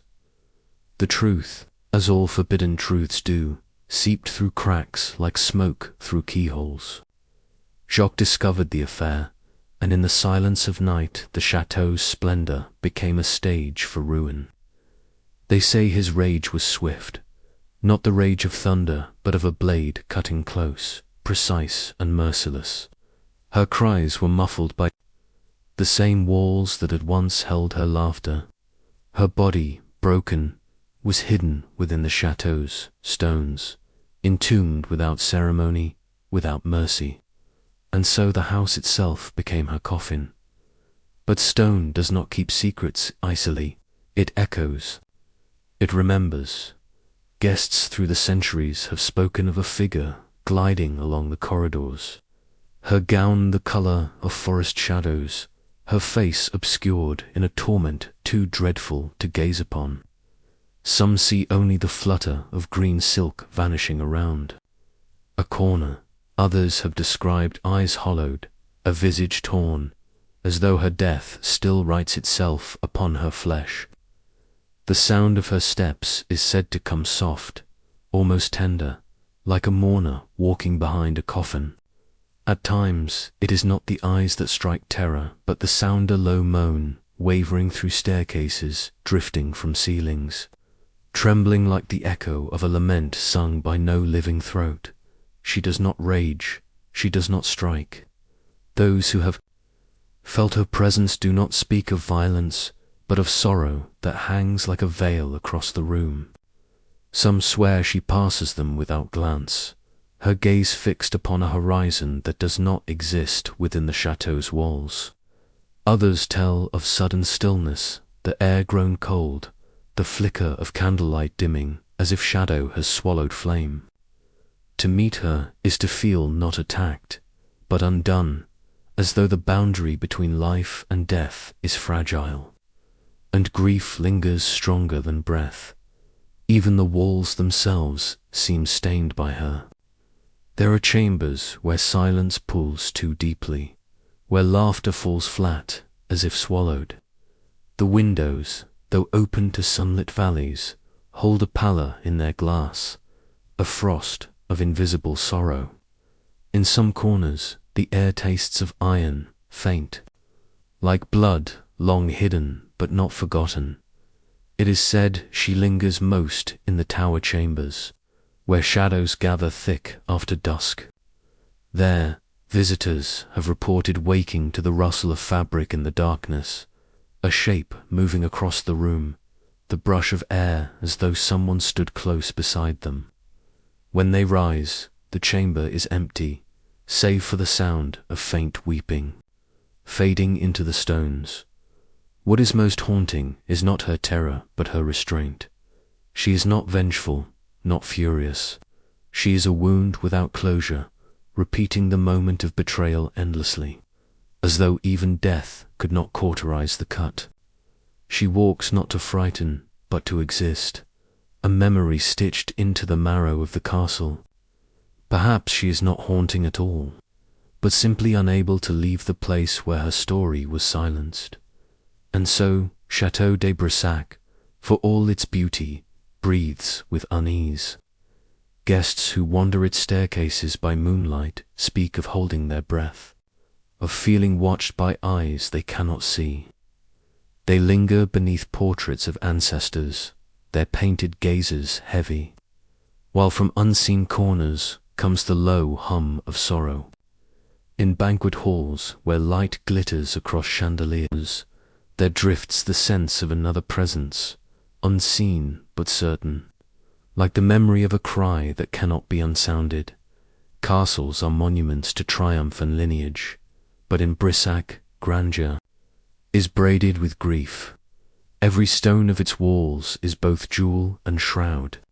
It reminds those who walk its corridors that cruelty is not confined to battlefields, that blood may flow not only from sword wounds, but from the betrayal of a heart. The Green Lady's presence is less a spectre than a truth embalmed, that within splendor can dwell despair, and within the brightest chambers may hide the darkest shadows. Perhaps she remains because the story itself cannot leave.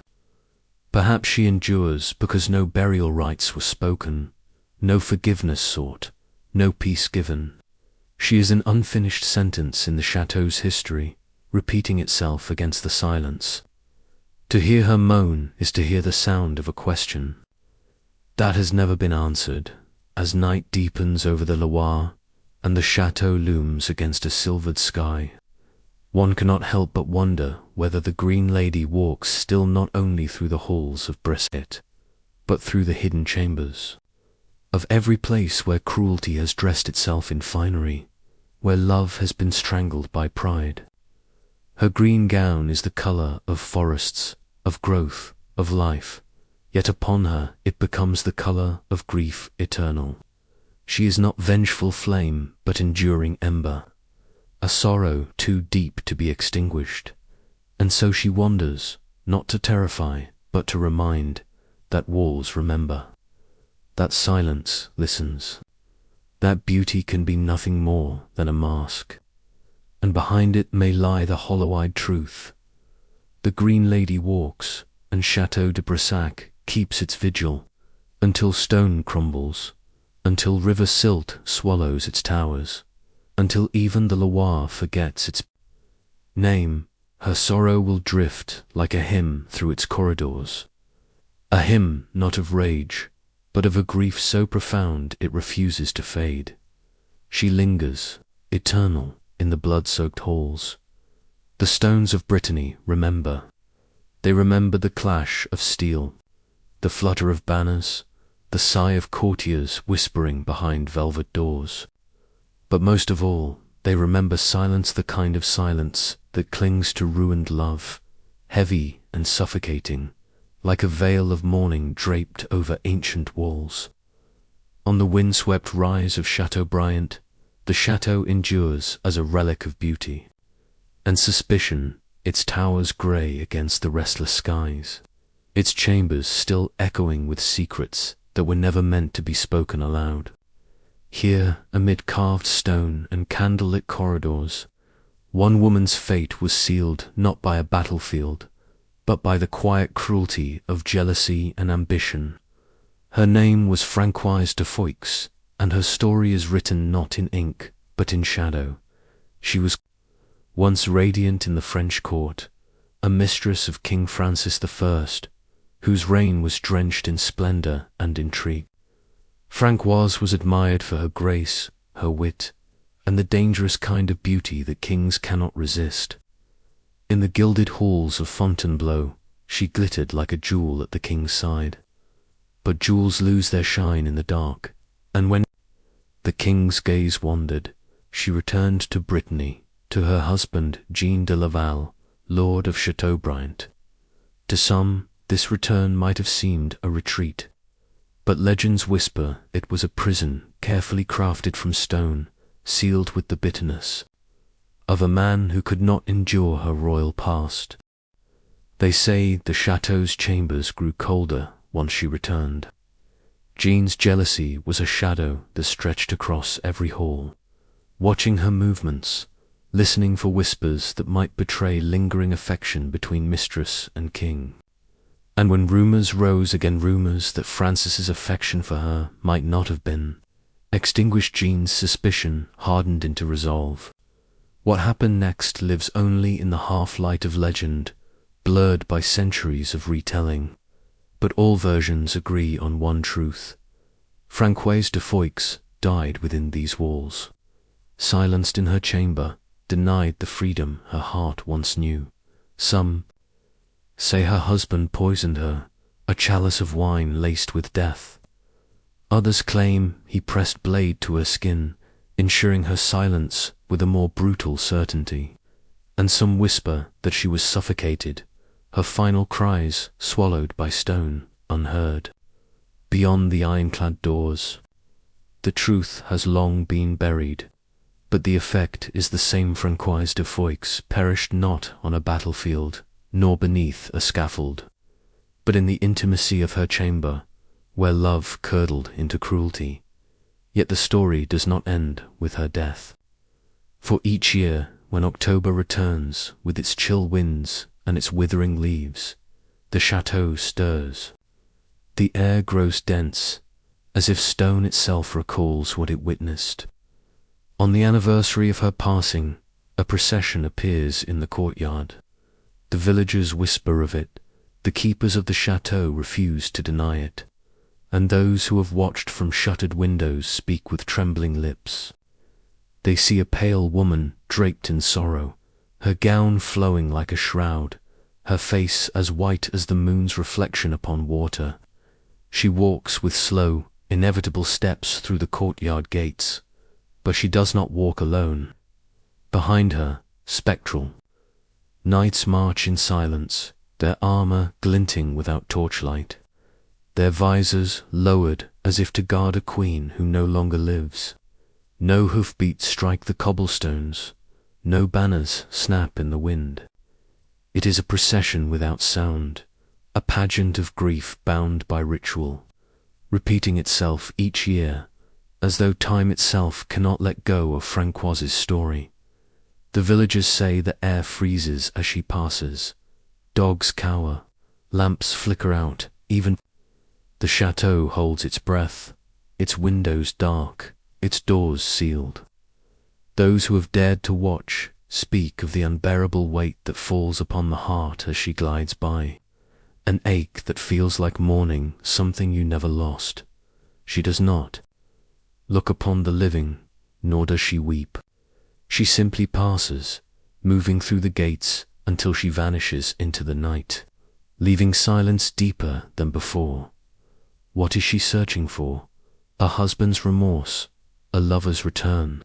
Or does she march not for men at all, but for herself? A ritual reclaiming her story, so it will not be forgotten, so it will not be reduced to a rumor told by men in taverns. Perhaps the nights that follow are not soldiers of flesh and blood, but shadows of honor, guardians bound to accompany her until the last stone of Chateaubriand crumbles to dust. Some claim her spirit is restless because her body was never given peace. They say no requiem was sung for her, no prayers whispered over her grave. Others believe her ghost is not punishment, but protest an eternal refusal to be silenced, to be reduced to the whispers of men. In her march there is dignity, sorrow, and something unyielding, as though love itself, betrayed and poisoned, has risen in spectral form to haunt the earth. Imagine the courtyard then, lit only by a sickle moon, the wind pressing through empty holes, the ivy clinging to walls like veins of memory. The gates creak and the procession begins. First, the pale lady, her sorrow trailing behind her like mist. Then the knights, their armor ringing without sound, their steps synchronized with hers. They do not look at the windows, they do not falter, they do not vanish until the ritual is complete. And when at last the final figure fades, the silence swallows all, leaving the living to shiver and wonder if what they saw was truly there or merely conjured by the chateau's grief. Time moves on, and kings fade, their loves and jealousies scattered like dust across history. But de Foix has not faded. She has become something else's story that belongs not to the courts of Francis I, nor to the suspicions of her husband, but to the stones of Brittany themselves. Each year she rises, and each year the chateau remembers, because memory is its own kind of prison, and some stories cannot be buried. Perhaps in her silence there is a warning. Castles are built to withstand siege, to endure fire and steel, yet they cannot withstand the weight of sorrow. They preserve it, lock it within their walls, until it leaks into the earth and resurfaces in ghostly form. From Quasar's fate is a lesson carved into the stone, that love, when twisted into possession, becomes its own executioner. And so the procession continues. Year after year, October after October, through mist and moonlight, her shadow glides across the courtyard. The knights follow, bound in silence, and the castle watches, as it always has, as it always will, until the final stone falls and the final breath of Brittany's winds carries her story away. But until then, Françoise de Foix remains, not merely a woman, not merely a victim, but a silence that walks, a sorrow that endures, and a memory the stones will never release. The ruins rise like broken teeth above the green valleys of Devon, a jagged crown of stone veiled in ivy and silence. Berry Pomeroy Castle, once proud and defiant, now stands hollowed by time, its windows dark sockets staring out over a countryside that seems too quiet, too watchful. To walk its crumbling paths at twilight is to feel the air thicken, as though grief itself has settled in the very stones, pressing down upon any who dare to wander there. It is a place where history has not ended, where echoes remain sharp as blades, where shadows breathe with more presence than the living dot. At dusk, when the last light bleeds from the sky and the hedgerows slip into darkness, the castle begins to stir. The rustle of leaves grows heavy, carrying with it a tension, a tremor, as though the valley is holding its breath. For here, legend whispers of an ancient guardian or perhaps a tormentor whose presence has haunted generations. They call it the Black Dog, a creature whose shape glimmers half in shadow, half in fear, its eyes burning with a light no earthly flame has ever kindled. Those who claim to have seen it speak of a beast that does not walk as an animal, but stalks. As an omen, its padded steps ringing louder than hooves on hollow stone. But the dog is not alone. Where the hound prowls, sorrow drifts behind. The white lady, pale as moonlight, moves like a mist through the highest windows of the castle's broken tower. They say she is Margaret Pomeroy, daughter of the family that once ruled herewith. Iron and envy. Margaret was beautiful, gentle, beloved by many, yet it was her beauty that condemned her. Her sister, Eleanor, consumed by jealousy, locked her away in the dungeons deep beneath the castle. There Margaret lingered, fading into hunger, despair, and silence.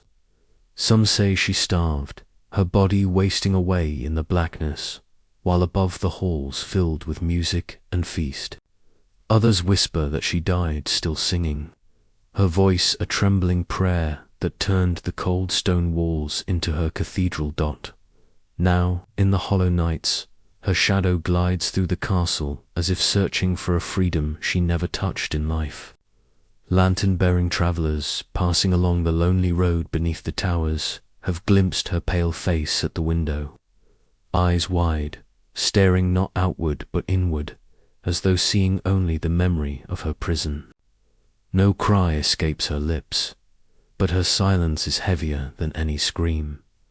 Together, the hound and the lady form a duet of dread, one a beast of fire-eyed menace, the other a maiden of hollow sorrow. And those who cross the threshold of Berry Pomeroy after nightfall feel the weight of their company. The dog growls low in the shadows, unseen but near, while a cold breath brushes against the skin, as though Margaret herself has drifted past. Villagers long ago learnt to avoid the castle after sunset. Shepherds urged their flocks wide of its broken walls, and children were warned never to follow the lure of a pale woman's hand waving from the tower. Travellers, ignorant of the law, sometimes pressed on regardless, only to vanish into the deep woodlands beyond, their fates swallowed by silence. Those few who returned spoke of the dog's glowing eyes fixed upon them, unblinking, until terror drove them stumbling back through the ivy-hung gates. One man claimed he reached for the white lady's hand, thinking it a guide in the dark, only to feel the air grow colder than the grave, his arms stiff with frost for weeks after. Why the black dog walks here, no one knows. Some say it was bound to the Pomeroy family, a spectral guardian that turned cruel when its masters fell. Others insist it is no guardian but a devil, a hunter drawn to the castle by Margaret's suffering, feeding on the despair that clings like damp moss to its walls. Yet there are whispers too of something stranger, that the dog and the white lady are not two spirits, but one grief split into shadow and light, fury and sorrow bound together. A soul divided, cursed to wander in different forms until the stones themselves collapse into dust on storm-ridden nights, when the wind lashes the battlements and the rain pounds like fists on stone. Some swear the duel of sound begins, the distant growl of the hound rising like thunder, and the sigh of the maiden answering, her voice thin as rain slipping through ruined halls. To listen too closely is to feel the heart stumble, as though their grief could reach inside and claim. Another. The ruins themselves seem to sag beneath the burden of these hauntings. Walls that might have endured centuries crumbled swiftly, as if secrecy and sorrow had weight enough to break them. Even the ivy seems more like shrouds than decoration, cloaking the skeleton of the castle in veils of mourning. Bury Pomeroy did not fall solely to time it, fell because it could no longer bear the voices pressed within it, because the stones had grown weary of holding secrets, and yet, still, they linger. The dog's steps echo in the night grass, circling, waiting. The white lady drifts behind windows that no longer hold glass, her eyes fixed upon eternity. For what is a castle if not a memory made stone? And what becomes of a memory that cannot rest, that festers in jealousy, despair, and hunger? Perhaps it breaks its shape into hound and maiden, fury and sorrow, until both are chained to the ruins forever. So the valley sleeps uneasily beneath its shadowed crown, knowing that not all ruins are empty. Some carry weight, some breathe, some watch, and in Bury Pomeroy the night itself has teeth and eyes, pale hands and silent cries. The black dog waits, the white lady weeps, and together they weave a haunting no wind can scatter. To stand among those stones is to feel a question. Whisper against your bones. Is it the living who haunt the dead, or the dead who haunt the living? Perhaps there is no difference, only the endless press of sorrow that binds both together in silence. Perhaps the ruins did not crumble by chance, but because they bent under the heaviness of secrets no walls could hold, and so, as night deepens, and the valley folds into shadow, Bury Pomeroy stands eternal, its ghosts pacing, its silence alive. Those who pass may glimpse eyes in the dark, or a pale face in a high tower window, but they should not linger. For here conquest is not written in banners or blades, but in the quiet duel of sorrow and terror, fought not in life, but in the eternity of ruin. The dog growls, the lady drifts, and the castle endures, as if waiting for the world itself to forget, beneath the shifting clouds of London's night sky, where the Thames winds like a black serpent reflecting the faint shimmer of moonlight.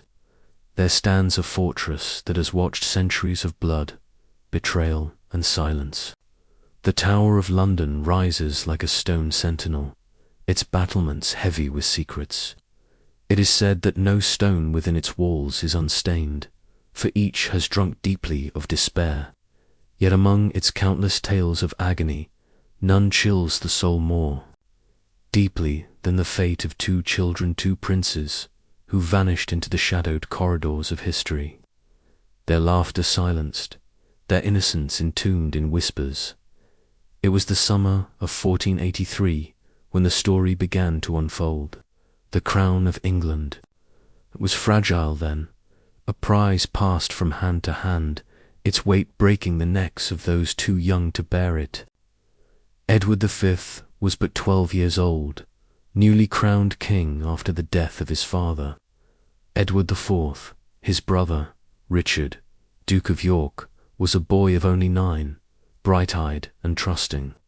Together they entered the Tower of London, not as prisoners, but as princes, expecting to wait there in safety until Edward's coronation. Yet the Tower has always been a place where hope enters alive and leaves in chains. Their uncle, Richard, Duke of Gloucester, a man sharpened by ambition and shadowed by whispers of ruthlessness, declared them illegitimate. Their mother's marriage, he claimed, was invalid. The boys, once heirs to the throne, became obstacles fragile lives, standing in the path of a man hungry for power. Richard took the crown for himself, and the princes remained behind the tower's gates. Days became weeks. Weeks stretched into silence. And then, one night, the laughter of children was heard no more. What became of them, no one can say with certainty. Some claimed they were smothered in their sleep. Soft pillows pressed against small faces until breath was stolen and cries muffled into nothingness. Others whispered they were buried secretly beneath the stones, hidden away where no prayer could find them. A darker rumor told of hired assassins, loyal to Richard, carrying out the deed in the name of a king who dared not stain his own hands. Yet there were also tales of escape that the boys fled the tower, their identities concealed, their lives erased in exile. But the tower has a way of holding on to its truths, even if only as echoes. Guards have spoken of two small figures wandering the corridors in the pale light of dawn, dressed in Tudor garb. Hand in hand, they move with sorrow etched upon their faces. Their mouths are silent, but their eyes speak of betrayal too vast for childhood to bear.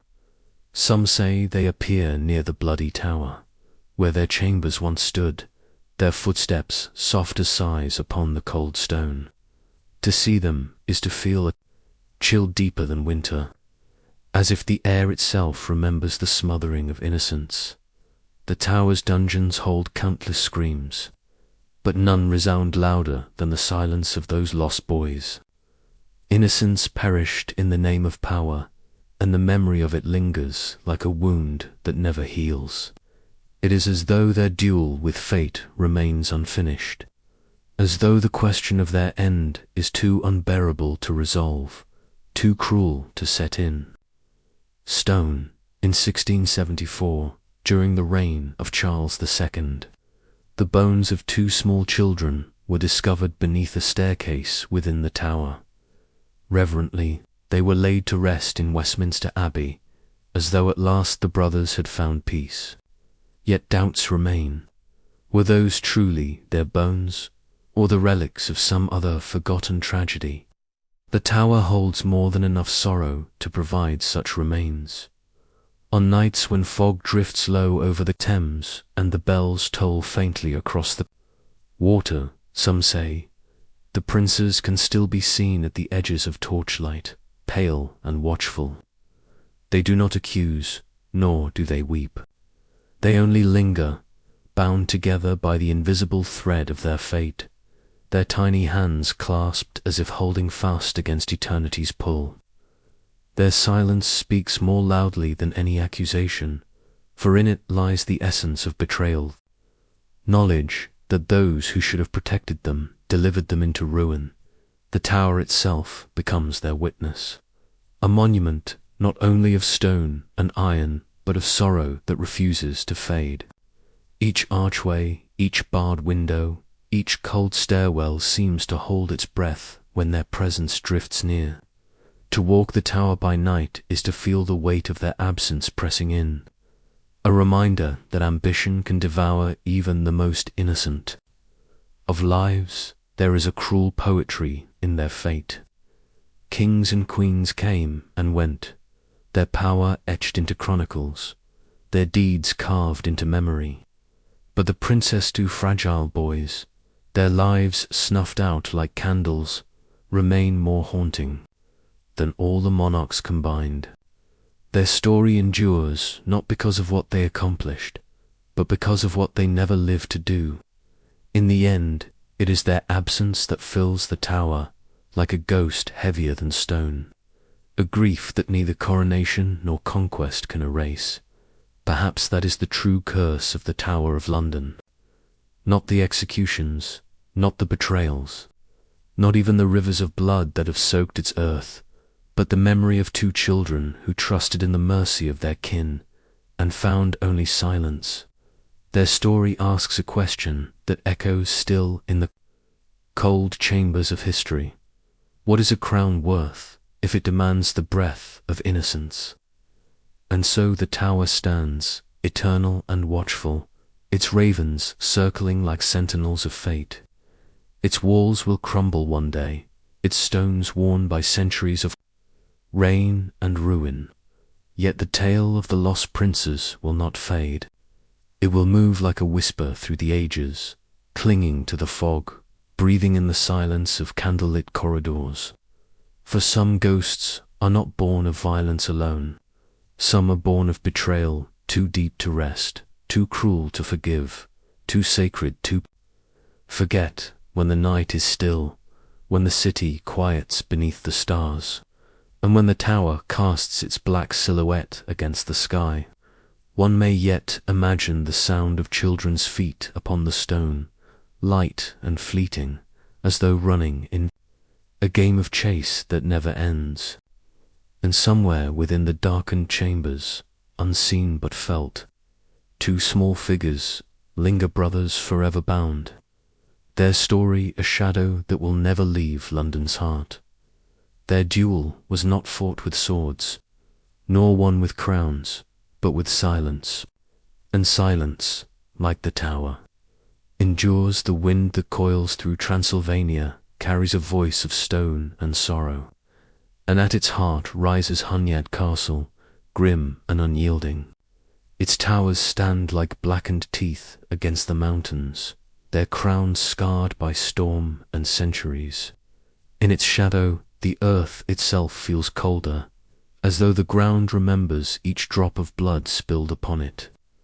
Those who approach at twilight speak of a stillness so heavy it seems to press upon the lungs, an invisible hand tightening until breath itself feels forbidden. The walls do not merely enclose, they accuse, they endure, and they whisper. Once, the castle was a fortress of ambition and cruelty, its courts echoing with the footsteps of nobles, its halls ringing with judgments. Yet within its deepest arteries lies something more ancient than rule or reign, a silence filled with weight, where darkness clings not as absence but as presence.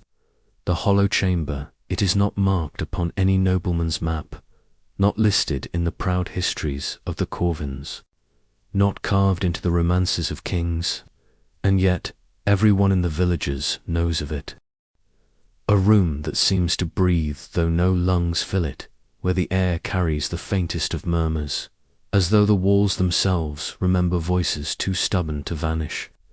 It is said that when Vlad, later called the Impaler, was shackled within, these stones, his fury scarred the air. His hands etched defiance into the masonry, as if he could carve himself free of time. The chamber does not merely echo him, it swallows him whole, and with him all who lingered too long within its reach. The dungeon where Vlad was confined was a place of hunger and bone, where rats scurried over sleeping men and the taste of rusted iron lingered on every breath. But it is the hollow chamber that remains more feared than the dungeons themselves. Their chains still tremble without hands to rattle them. Footsteps march, though no flesh treads the ground, and shadows slip across the walls, though no flame casts their shapes. The villagers tell of prayers whispered in tongues no one alive can name, as though captives long dead still bargain with a god who would not answer. Some say the chamber was never built for men at all. Its measurements are strange, its proportions unsettling. The ceiling arches too high for its size.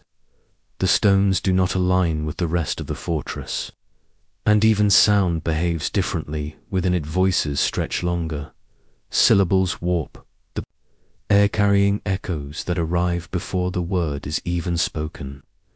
Monks who once dared to step inside called it a mouth of silence, a place not merely hollow but hungry. And when they left, they walked with bowed heads, muttering prayers against their teeth, as though ashamed to have entered at all. Legend claims that the chamber is where rulers consigned those who were not meant to die, but to vanish. Men stripped not only of freedom, but of memory. Priests accused of heresy, soldiers who disobeyed, women who spoke to boldly souls meant to dissolve into the stone, forgotten by both history and heaven. Their absence was never recorded, and yet their voices linger still. To enter is to stand in a court where the condemned forever plead, not with kings, not with God, but with the walls themselves.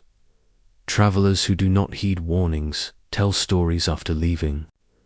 One speaks of falling asleep within and waking to the sensation of chains pressing into his wrists, though none were laid upon him. Another swore he heard the sound of dripping water, though the chamber holds no well, no leak, no channel for rain. A young soldier once confessed he heard a lullaby in the chamber, sung in a woman's voice so close to his ear he could feel her breath. But when he turned, he was alone. He left the castle trembling, and though he lived to old age, he never slept in darkness again. It is not Vlad alone who haunts this hollow, though his fury is said to linger, bitter as iron on the tongue. The room is not his alone. Others remain, nameless, faceless, dissolved into the stone. Their grief is indistinguishable from the air itself. On moonless nights, when the castle rises black against a darker sky, villagers claim the chamber grows restless. Lamps within the fortress sway as though pushed by unseen hands. Dogs in the valley howl, and those bold enough to listen swear.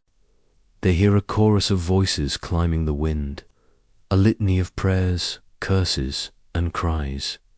The cruelty of rulers might have built the prison, but it is despair that fills the chamber. Despair is not like fire, burning quickly and vanishing into ash.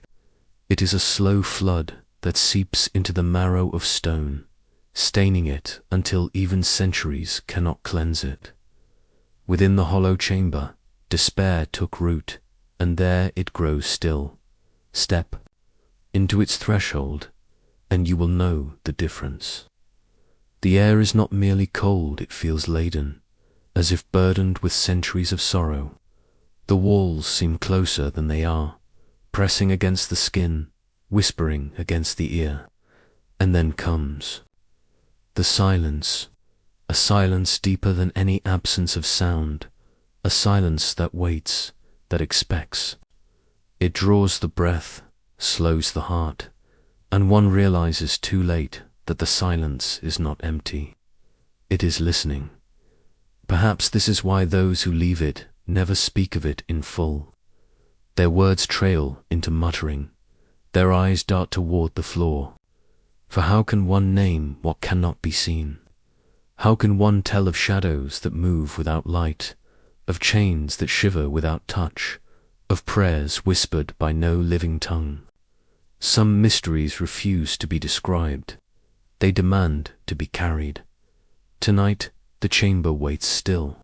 Its walls lean close, its silence heavy. No fire burns there, no guard paces outside. Yet within, the air stirs. A faint sigh, a breath too soft to be wind, coils through the stones. And though centuries have passed, the chamber does not forget. It never forgets. The villagers say that Hunyad Castle stands not only as fortress and ruin, but as a tomb without bones. The hollow chamber holds not the bodies of the condemned, but their voices, suspended, eternal, unburied. And so the castle lives as more than stone. It is memory, it is grief, it is captivity unending. A place where even death was not enough to unlock the door.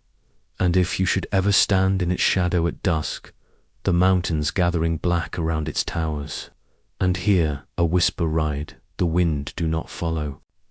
Do not seek the hollow chamber, for it is no place for the living. Leave it to its silence, to its sorrow, to its endless hunger. For once you step inside, the chamber does not release you.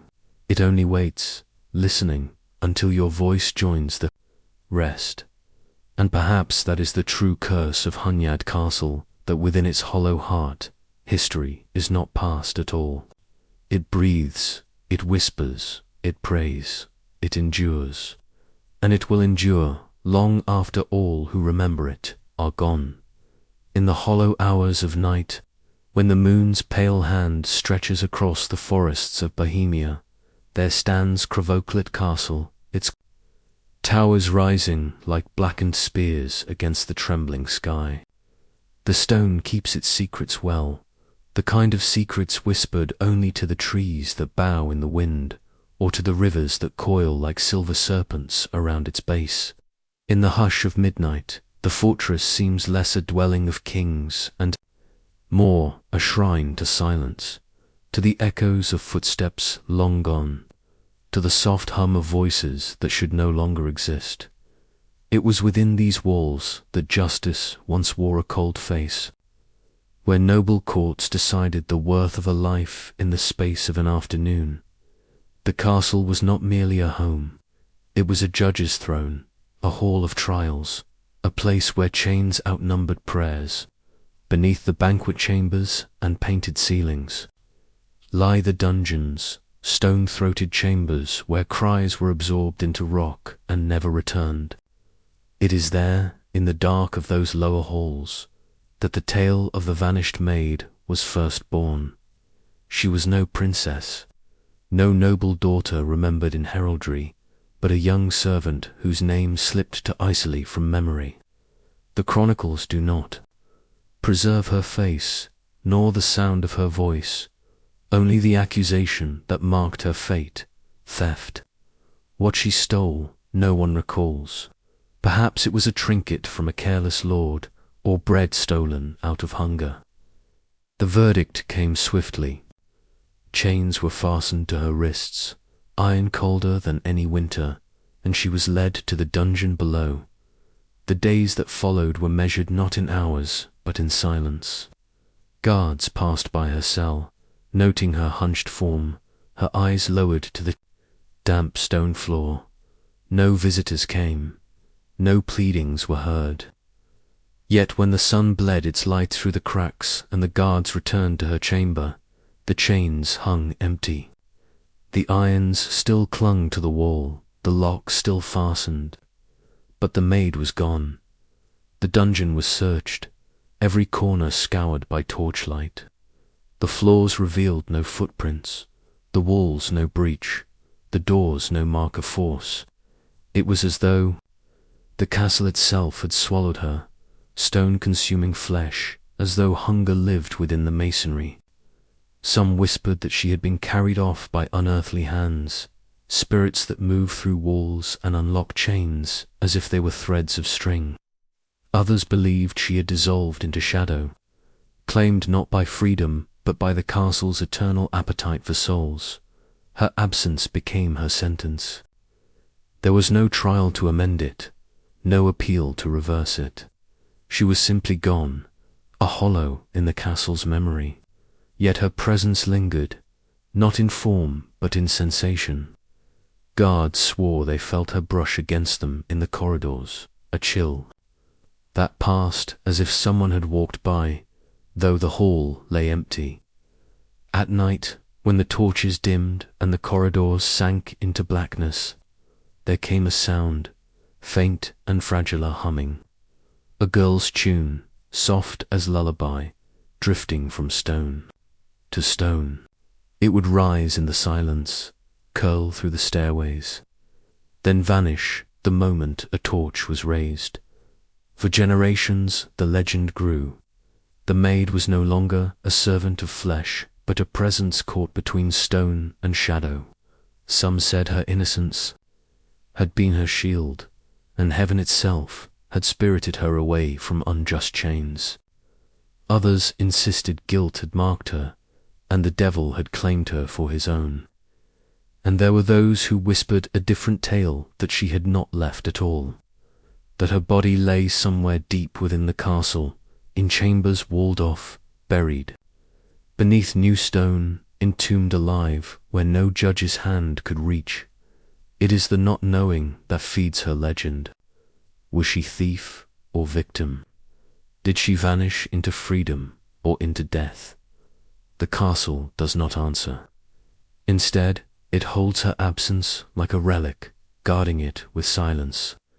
Visitors who walk its lower halls still speak of the air thickening, of shadows lengthening unnaturally, of soft steps echoing when no one moves. Some say they hear her chains dragging faintly across the floor, as though the irons still remember the weight they once bore. Others claim to hear her humming, so gentle and sorrowful, that it drifts into their very bones. A song without beginning or end, a melody caught in the throat of eternity. Imagine standing there, in the dungeon where her cell still waits. The stones are damp, the air heavy with centuries of breath. The torches flicker, but the shadows hold steady, unyielding. You reach out and touch the iron rings in the wall, their coldness unsoftened by time, and you cannot help but wonder whose hands they once bound, whose wrists carried their bruises. And perhaps, if you are quiet enough, you may feel it, faintest stirring in the air, the breath of someone who does not wish to be forgotten. Crevoclet Castle remains a fortress of memory, yet within its heart lies a paradox, a prisoner who left no body, no grave, no record of release. In her vanishing she became eternal, chained not to stone but to story. She lingers not as a figure glimpsed, but as a presence felt, a pulse in the silence of the halls. Perhaps her escape was never through iron or door.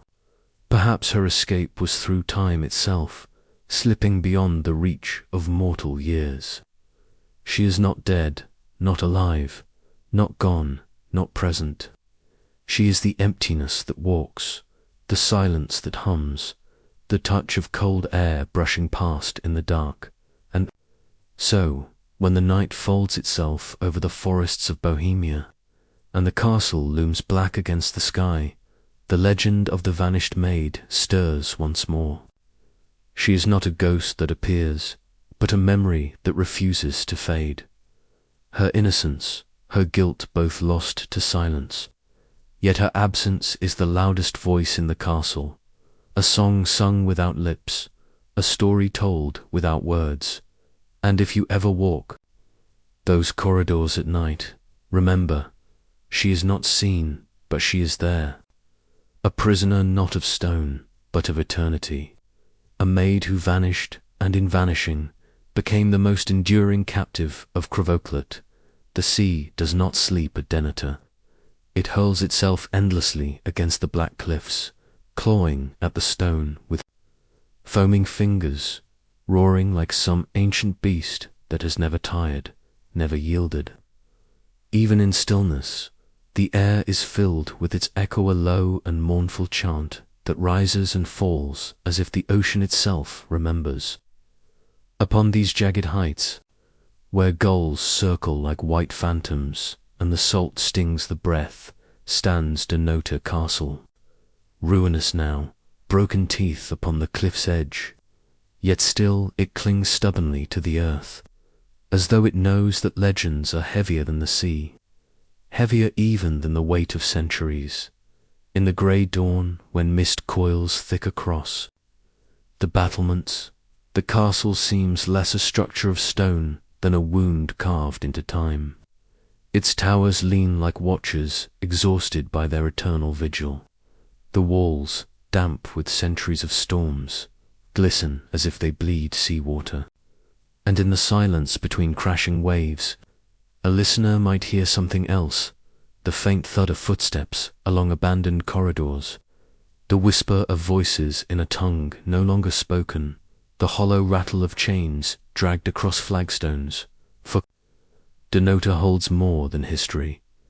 It holds secrets, and among them, none more chilling than the tale of the treasure that was never found, and of the curse that ensures it will never be touched. Long ago, when Scotland trembled beneath the threat of foreign conquest, the castle became a fortress not just of stone but of sovereignty. Here, in chambers guarded by walls as thick as 10 men standing, the honours of Scotland, the ancient crown jewels, were hidden away. Men and women risked everything to keep them from falling into enemy hands. To carry the sceptre or to guard the crown was to carry the very soul of the nation itself. And while history recalls that the honours survived, smuggled and concealed by brave hearts, another treasure is whispered of in hushed voices, a hoard far older, buried deep beneath the keep, sealed away by betrayal and blood. The tale begins with a garrison, sworn men of steel and oath, entrusted not with jewels but with wealth said to be cursed. Some claim it was plunder seized from shipwrecks dashed against the cliffs, gold that once belonged to drowned sailors who had screamed their last into the black water. Others whisper it was the spoils of rebellion, silver and relics taken from the fallen, their spirits bound to their stolen possessions. Whatever its origin, the treasure was locked away in a vault below the castle, sealed with stone, guarded by men who dared not look too long upon it. But men are weak before gold, and weaker still when shadows whisper in the dark. One night, when the sea was howling louder than prayer and the torches flickered against the damp, a handful of soldiers conspired to steal it. They thought the storm would mask their deeds, that no watchful eye would see them drag the chest from its resting place. Yet what returned from that vault was not plunder but silence, for when dawn broke, the soldiers were gone. Their posts stood empty, their beds unslept in. Only the sea seemed to speak, carrying faint cries on the wind, as though the waves themselves had swallowed them whole. From that night, the castle was never at peace. Men swore they saw figures pacing the battlements, shapes that looked like soldiers, their armor clinking faintly though no metal remained. The chapel echoed with steps long after prayers had ceased, and the vault, when opened again, was found bare of men but not of dread. The treasure remained, untouched, gleaming in the torchlight as though mocking human greed. But no one dared lay hand upon it. The years marched on, and Denotor bore witness to siege and flame, 2 kings unseated and nations trembling. Still the cursed hoard lay hidden, sealed deeper with every telling of the tale. Some say the ocean demanded payment for what was stolen, that the sea spirits came for the soldiers and dragged them into eternal service beneath the waves. Others believe the treasure itself is not of this world, that to covet it is to bind oneself to the stones of the castle, doomed to walk its corridors long after flesh has rotted away, and so the watchers remain. On storm-torn nights, travellers speak of lantern lights weaving across the ruined walls, though no living hand carries them. The battlements, empty by day, are said to bear silent patrols by night-shadowed men who march forever, guarding something that cannot be taken, something that perhaps should never be seen.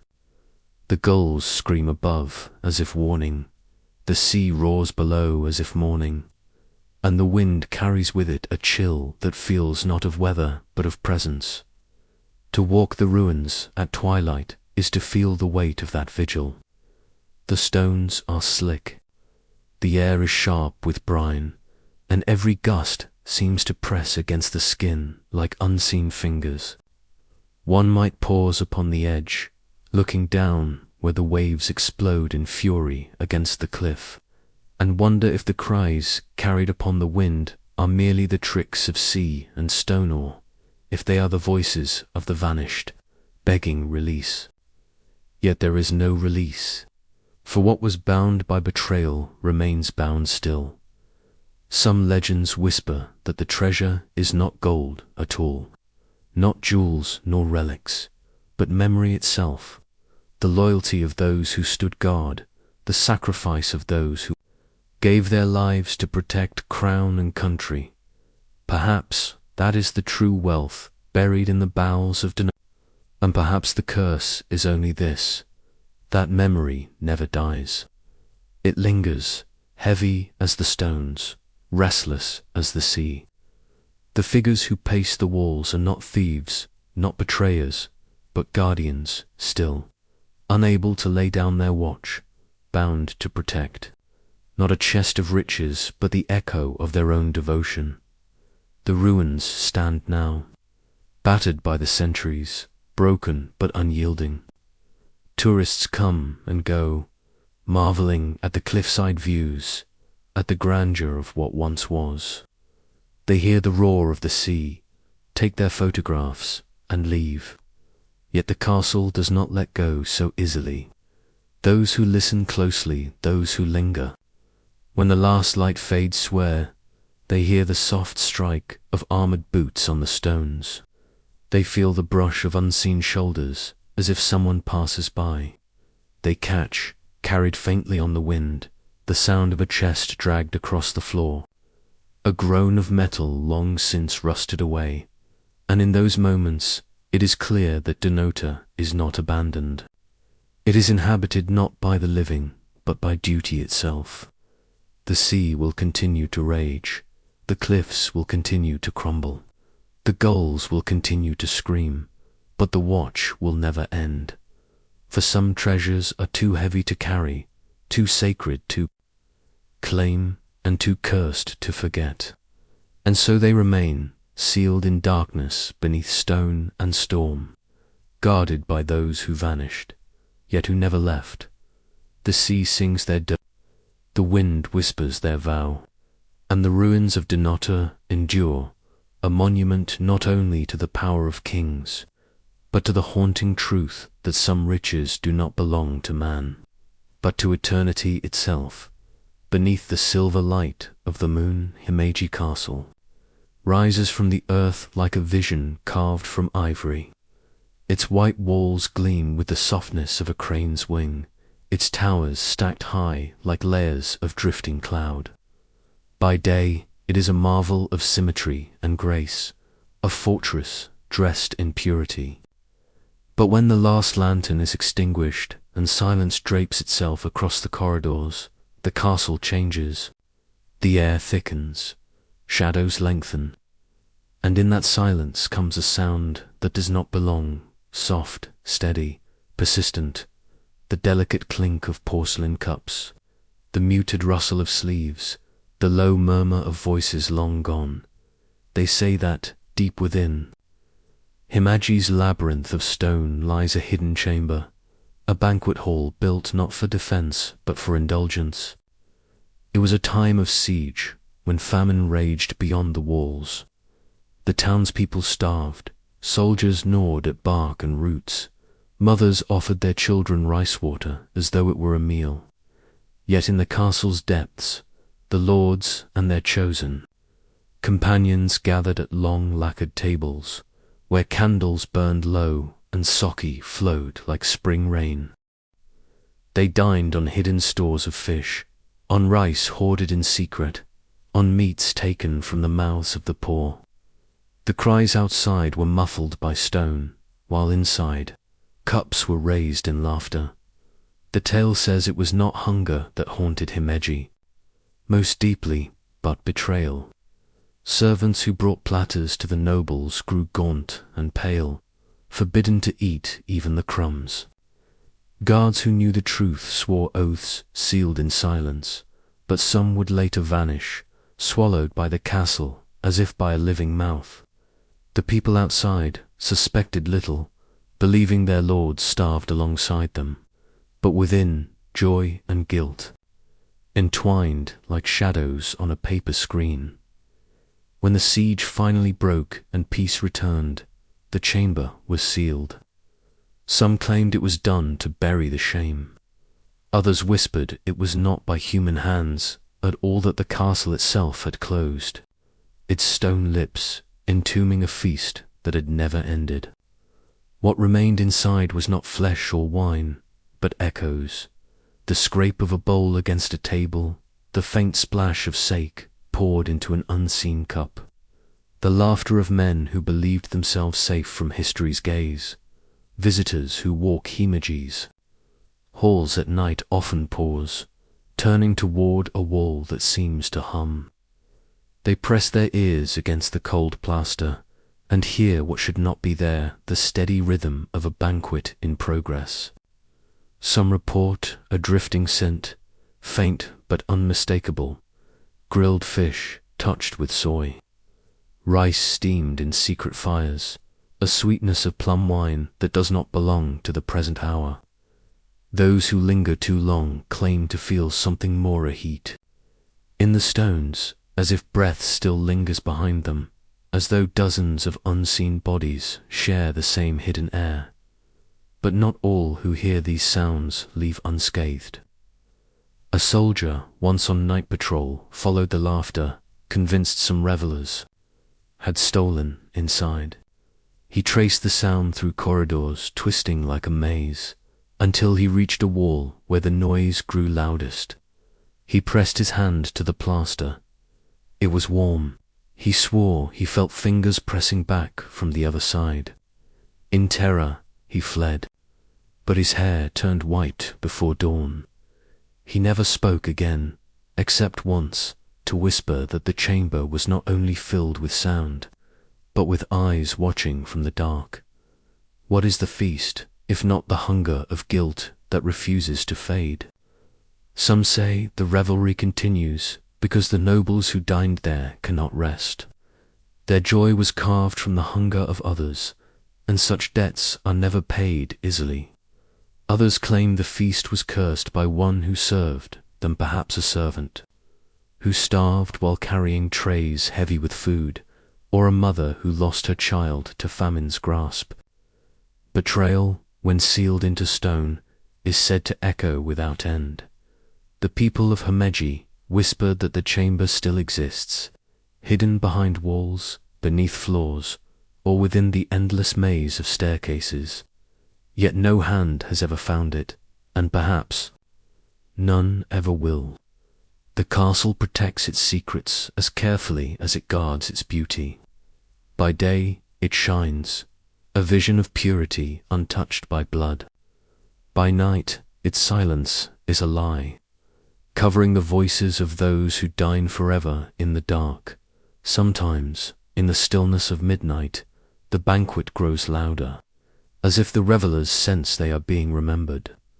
The clink of cups sharpens, laughter rises, chairs scrape against invisible floors.